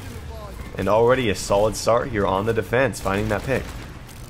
So now that took out the first 20 seconds here. Baby, if he does get picked, is going to be putting his team in a very, very dire situation as they will have to engage then as a 5v6. Looks like he is going to be able to stay alive and actually keep putting on pressure, pulling Zen completely out of his fight, not allowing him to actually put down that wall. They're going to start to move in. Bionic Grenade connecting now onto Remix and Boss rather. Able to find the kill as Rage picks it up for himself. Let's take a look as they're actually going to charge up Remix right now. Blizzard's ready to go here for Zen. He's going to drop it out. Why not? 10 seconds remaining. Not able to get... Oh, man, the ping comes through there right in the front of Zen. Able to find the kill. Boss Floss, nice wall coming through from Zen. It's anybody's fight at this point. They're trying to get back on it. Michael's going to be dropped by Zen. He's getting great heals coming through here from Spreezen, who's actually going to be dropped before he's able to charge anyone up. I'm afraid... I think they've got this in the bag. I don't think Zen can hold off for much longer here, Yurks. Yeah, he does not have the ability to deal with Baby there. With the Dragon Blade, they should be able to just push this one forward with that ultimate alone and get this point. It is going to be looking like it is going to be capped here, and we are seeing them come forward, but they're going to have to worry about long spawns now. Oh, they actually got everyone on short spawn. That was actually super lucky of them to be able to be there in time, and now they're going to be able to push that archway. Remember, they do have a minute 49, so again, if they get the same pace, they will have extra time there before the overtime ticks over to get aggressive here and force those long spawns, but they do still have to get that first point. They have ult advantage. They still have to prevent this one as well. They have a huge ult advantage right now, and they need to get going now. They cannot allow too much ground to come out there. There's the Graviton Surge. They're going to charge up Boss Floss right now. One kill on the board there. Blizzard's out as well, so they're just blowing everything as expected. They need to do that, and they're going to be able to find the kills. So if you're Kungarna, you got to be pleased about a minute on the clock to be able to get that cap and even that much distance with the payload. 149 to work with Helix, though. You know, the first time they tried to push on Kings Row, it was unsuccessful. That cannot be said the same for Kungarna. They were successful in both first initial pushes, despite, I guess, losing Michael early on there. As a team, they pushed forward successfully both times. So, Helix Esports, this is going to be really rough for them, if you ask me. I wouldn't go as far as to say that first push that last time was effective. I mean, they did leave Baby Bay there, and that kind of worked out for them, but they did have to pull out of that one. So the first team push, more or less, I'd say. I mean, the initial time they pushed here on Kings Row, the first iteration of the map, Kungarna was successful basically the first time, and Helix looked pretty bad on defense. When Helix made their first push, it did not go well whatsoever. It took them actually multiple pushes to be able to get it. So that kind of worries me here. Going for a Zarya. Michael actually going to be making the Zarya pick, and they're going to go for that triple tank setup with Baby Bay, the lone DPS here on Reaper. So they're looking to try to keep everybody alive as long as humanly possible, because again, they have a minute 50 here. Try to hold this one out, and Zen actually on a Mei right now for the offense, because I guess he just wants to stall it out and also kind of block off that archway. If they can push them back, he can block them out with that wall, and they can get in a position to kind of play it almost defensively if they can shove them back far enough. Triple tank coming out here on the side of the defense. Let's see how it pays off. If Zen can get that wall, I mean, they have more time. They had 49 extra seconds to build ultimates and try to get better positioning here, and they're already pinning them back right now and looking for some isolation with the wall. Baby Bay is coming back from behind, though. They need to be very wary of the fact he's there. There's a charge coming through, and it looks like Remix going to get shielded up. He's going to be dropped, then able to find that one for himself. That's a very good pickup for them. Michael able to find Rage, though, able to swap it around, but Michael going to be taken down. Boss able to find Boss Floss. Oh, nice pick coming from Zen. Zen is picking them apart right now, looking to freeze up Motorius. He's got Blizzard all ready to go here. It would be in his best interest to not even use it. As Hobbs comes up with 2 clutch kills in the end, Zen able to just probably just wall him off right now. They should be able to get this cap. Get this point quick, and Reinhardt is in position. They should have everybody up off of short spawn, so they will be able to have an opportunity to contest here, and they need to win this one out, but without any ultimates. Blizzard came out early, though. I do not like the timing of that Blizzard at all, because they definitely needed to save that one out. Hobbs going to have the lone... Oh, actually, sorry, Sprizen actually going to get his, but dangerously close is Fozix to have that nano boost, and again, 26 seconds left. If they make the hold here, this could very well actually go in favor of Kungarna. Hobbs. They needed that Blizzard, man. Hobbs is ready to jump down right now. There's the sound barrier. There's the Graviton Surge. He's looking for something. Sound barrier really helped him. They're actually going to power up Hobbs. There's the Deadeye coming through. Oh, he gets the quadra kill. He does it. Helix Esports They're going to take map number 1 here on Kings Row. What a play. Probably saw that coming a few minutes, or not even a few minutes, a few seconds ago before that happened. I'm like, all right, he's got the Deadeye. He's dropping down behind him. Nobody even saw him coming. I mean, really, really smart, though, for him to jump in, get the flashbang, do the 2, fan the hammers into it, because they knew that they were going to potentially have to deal with that support ult coming out there from Motorius, and that is in the form of the sound barrier. So great job ripping that one down, so he actually gets a lot faster timing and gives them less time to react there to the Deadeye, and even more so, Sprison to go ahead and give him that nano boost to, again, just make that even faster. So great job there at the end to pull that one together, but man, that was close. Certainly was, and Helix going up 1-0 in this series, and now 1 map away from taking the finals here in AG Weekly number 22. Heading to Dorado next. The first time we're seeing a new map here in quite some time in AG. This is gonna be a good one, because Kungarna has definitely put up a fight so far, and again, looking at their past history, they haven't really taken, at least from the history that I've been able to see, they haven't been able to take a series against a really, really strong team, at least as of, you know, recent tournaments are concerned, going back until like even August, it seems. As the last time I think they won was against, I think they got Hammers Esports was the last time I think actually they won against a really, really solid team. That was back in September. So a month and a half ago it's been back here, even on the AG actually. But now they're going to be moving into Dorado against Helix Esports, have a chance to redeem themselves here. And we haven't seen, as you said, haven't seen this map yet today. Certainly a lot of opportunities for them to get aggressive. Michael this time going to be on the Genji, as Baby has fallen over to Kree here, and I'm kind of wondering what we're going to see defensively. And looks like Mei is going to be taken up. Sprison, of course, always on the Mei, and honestly, Zen. Sorry, Sprison's taking up the Ana for him. Yeah. Yeah, you mentioned he was on Mei. Oh. Yeah. Really? Yeah, he's Sprison, always on the Mei. That's what you just said. It's all good. It's all good. Oh, Anyhow. whatever. But always on the Ana. But honestly, he's in the AGs, at least from what we've seen. I mean, going for this level of the teams that we've been seeing, he's, in my opinion, probably one of the most consistent that we've seen, if not the most consistent. So really like him picking that one out. It seems like that's kind of their bread and butter at this stage, and allows Zen and Hobbs to kind of switch things through. Typically see Alkia, Rage, and Boss always playing those characters that they're on right now, Lucio, Zarya, and Reinhardt respectively, but it's it's Hobbs and Zen that are the ones that are kind of switching it out. They're 2 DPS players and finding value in those switches, swaps. Mm-hmm. Whereas on the other side, we do see a lot of swaps coming from both Michael and Baby Bay. All right, well, map number 2 here. If Helix take this, they'll be taking the tournament.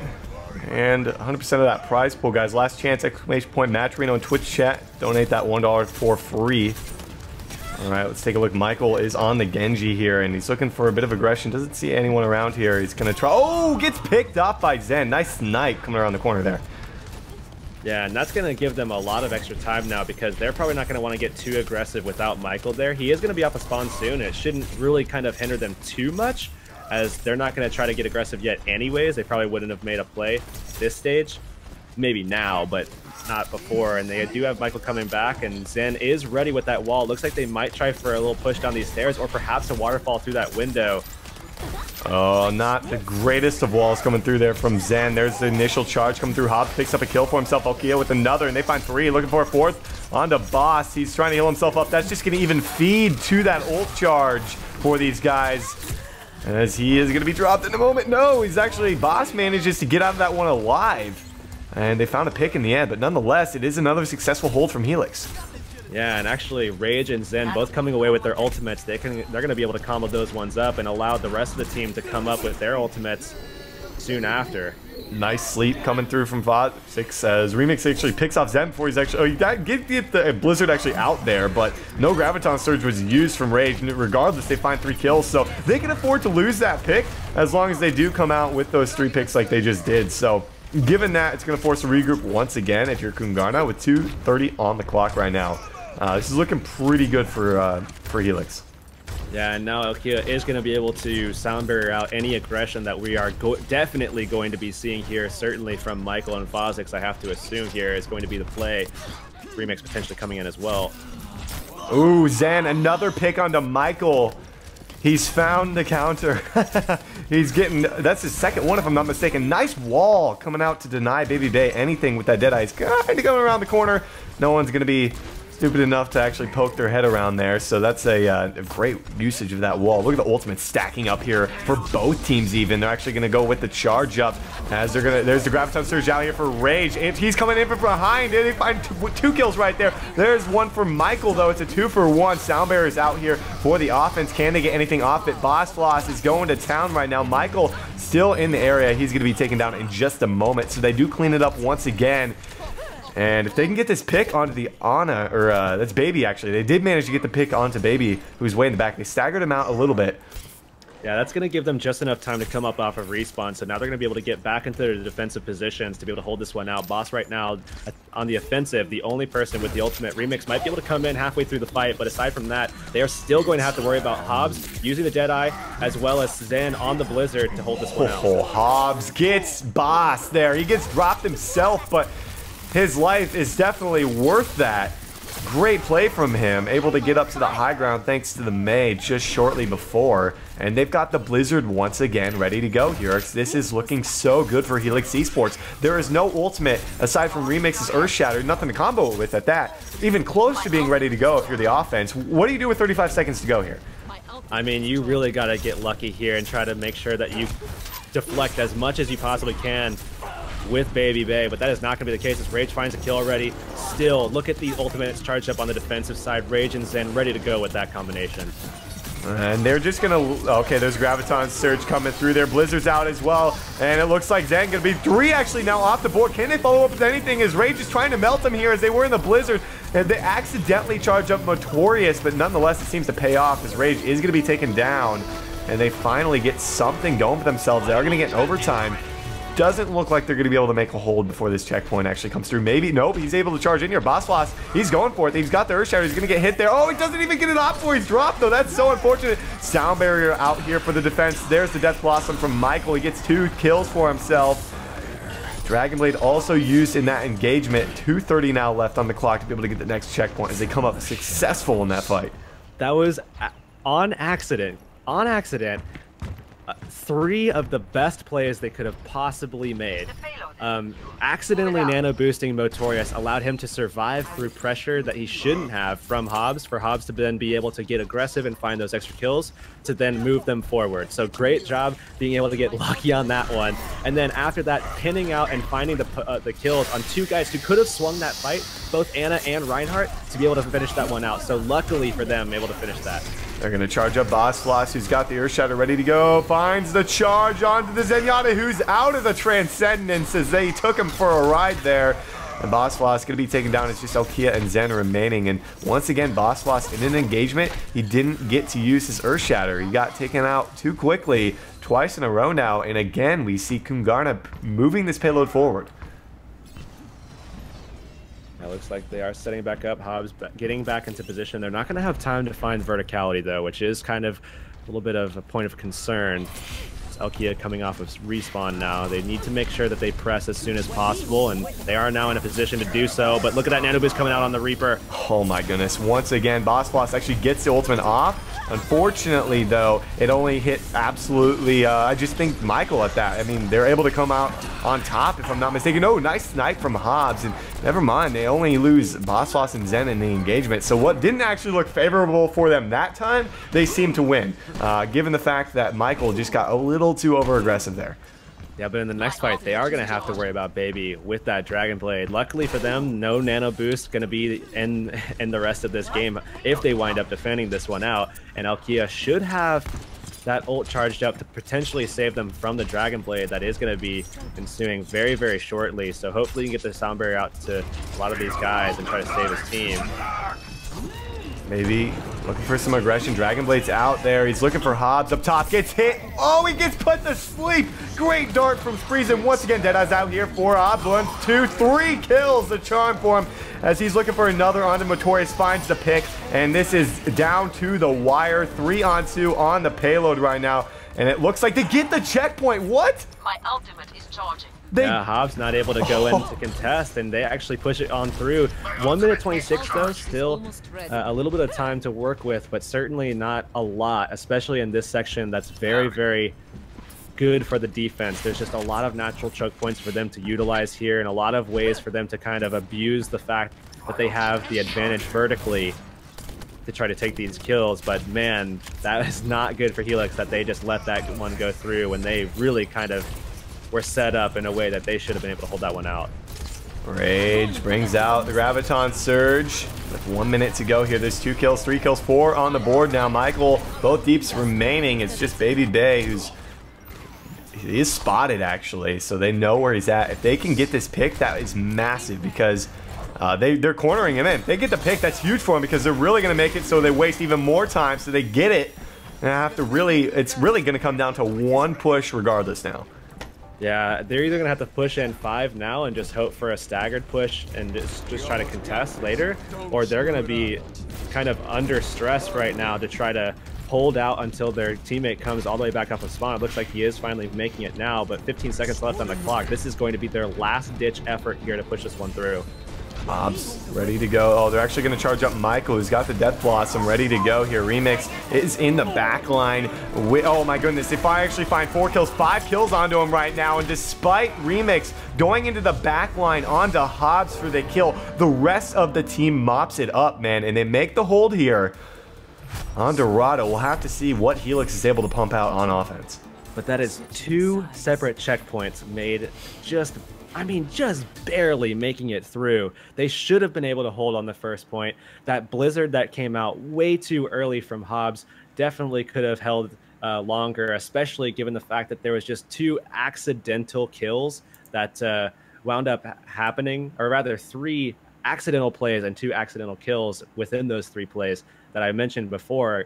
You know, Motorius receiving that nano boost to give him that damage reduction so he's not taken out by Hobbs, so Hobbs couldn't go for those other targets, and then also having that Zenyatta in play as well to be able to have those orbs there to actually have some support as it moved forward, another body as well to relieve some of that pressure, some of that stress as it pushes, and then finding the pick first on Boss Floss, who had that Earth Shatter, and then as well finding that pick on Sprezin as well, who again had that nano boost. So everything that could have worked out just didn't actually happen according to plan. So there for Helix Esports. But now again, they do have an opportunity here to go win the tournament.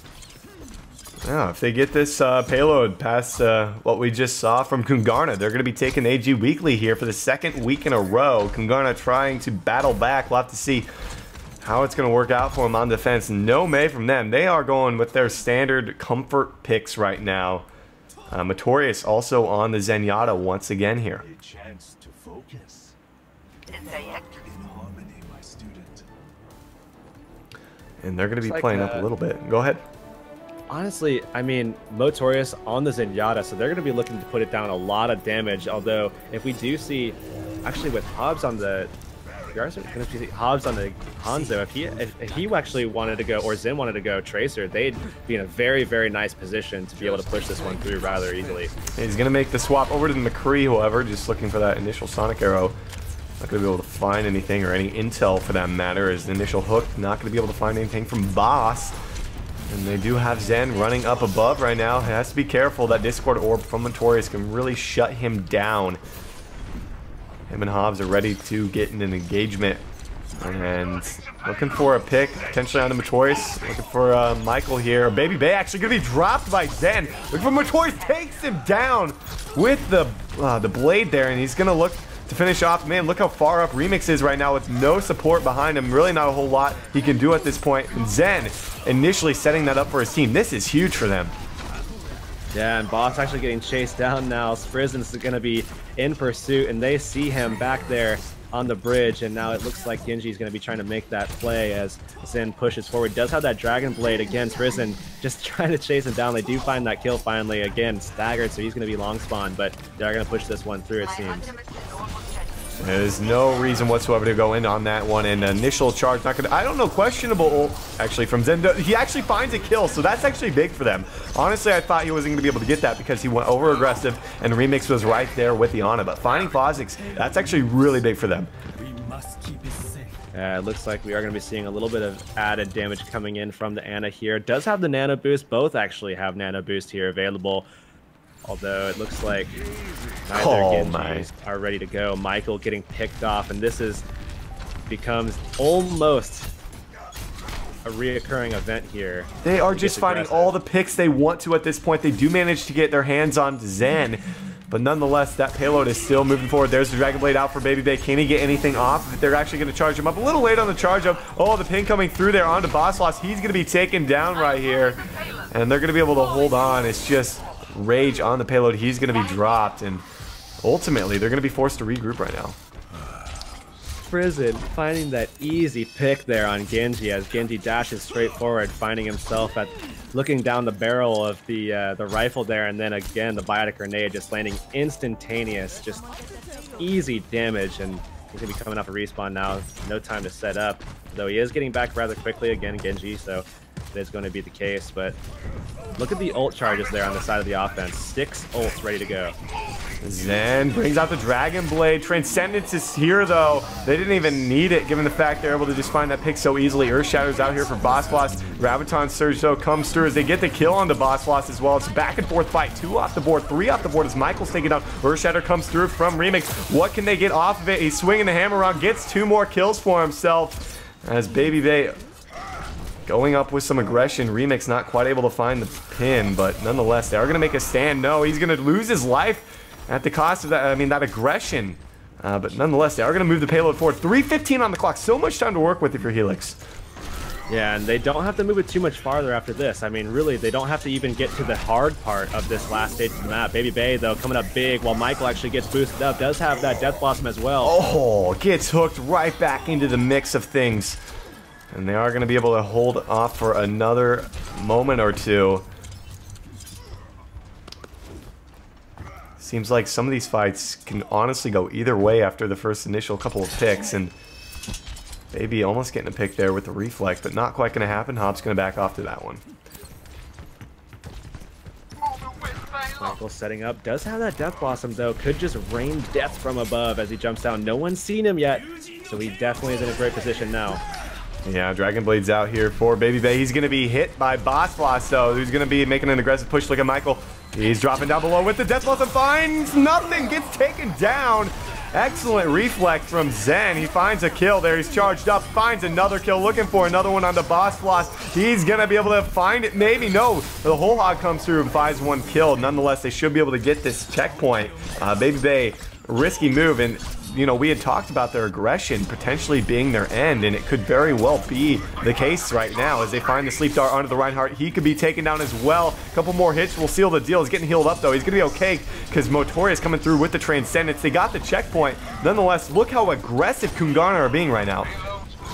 Yeah, they are jumping in so close to Helix's spawn. Even if they were successful, you would have been able to see them coming right back into the fight and staggering those kills. What are they doing? They kind of have to be aggressive in a way because there's really, I mean, it's right next to the checkpoint at this stage. So I mean, you can't really take anything away from them for doing that. It's just an unfortunate spot to be in. And yeah, that's gonna close it up. Yep, it's gonna be Helix taking the second one in a row here. I mean, Kungarna, they just, we had mentioned before, their aggression could have killed them, and honestly, I think in some situations that seemed to be the case, but nonetheless, Helix Esports proven to be the better of the two there, and taking first place in the AG Weekly number 23 here. Congrats to them, pretty solid effort on their part. Boss Floss getting play of the game here. I have to say, my personal man of the match has to be Zen here as he went over to that Genji, just made so many plays and caused a lot of that damage that we saw Kungarna taking, and actually forcing a lot of those picks that came out from their over-aggression and punishing those kind of overextensions. So hats off to Helix Esports. Second win in a row. Have we seen a third in a row? I don't think we have. I don't know if we've ever seen a third in a row, but I'm expecting a few teams to be back next week, potentially Bird Noises and potentially some other ones, and that would be even, you know, tougher competition for those guys. So congrats to Helix Esports, able to take the AG Weekly right now, and they're going to be going home with 100% of the prize pool, and of course a victory in the books today. Before we wrap this up, any last thoughts from you, Helix? No, pretty straightforward day for us. Really enjoyed all the teams coming out, and good to see Kungarna coming out and not only beating their old the old opposition that they had where they won before, again finding that win over Hammers Esports, but also making their way into the finals. Good to see those guys a little bit more, and good again to see Helix Esports in the finals as well, and looking forward to next week where we're hopefully going to see some more competition for these guys as well. And looking forward to that for sure. Yep. As always, guys, follow us on Twitter. I'm at GameWithStorm right below me, and Hurix is at CT Hurix. Follow us for all our updates on Overwatch and whatnot. Thank you guys for tuning in tonight, and thanks for all the hosts. There were a couple of hosts to the channel. Thank you guys for those if you happen to do that. So thanks for tuning in, guys. Congrats to Helix, and we'll see you next week. Have a good night.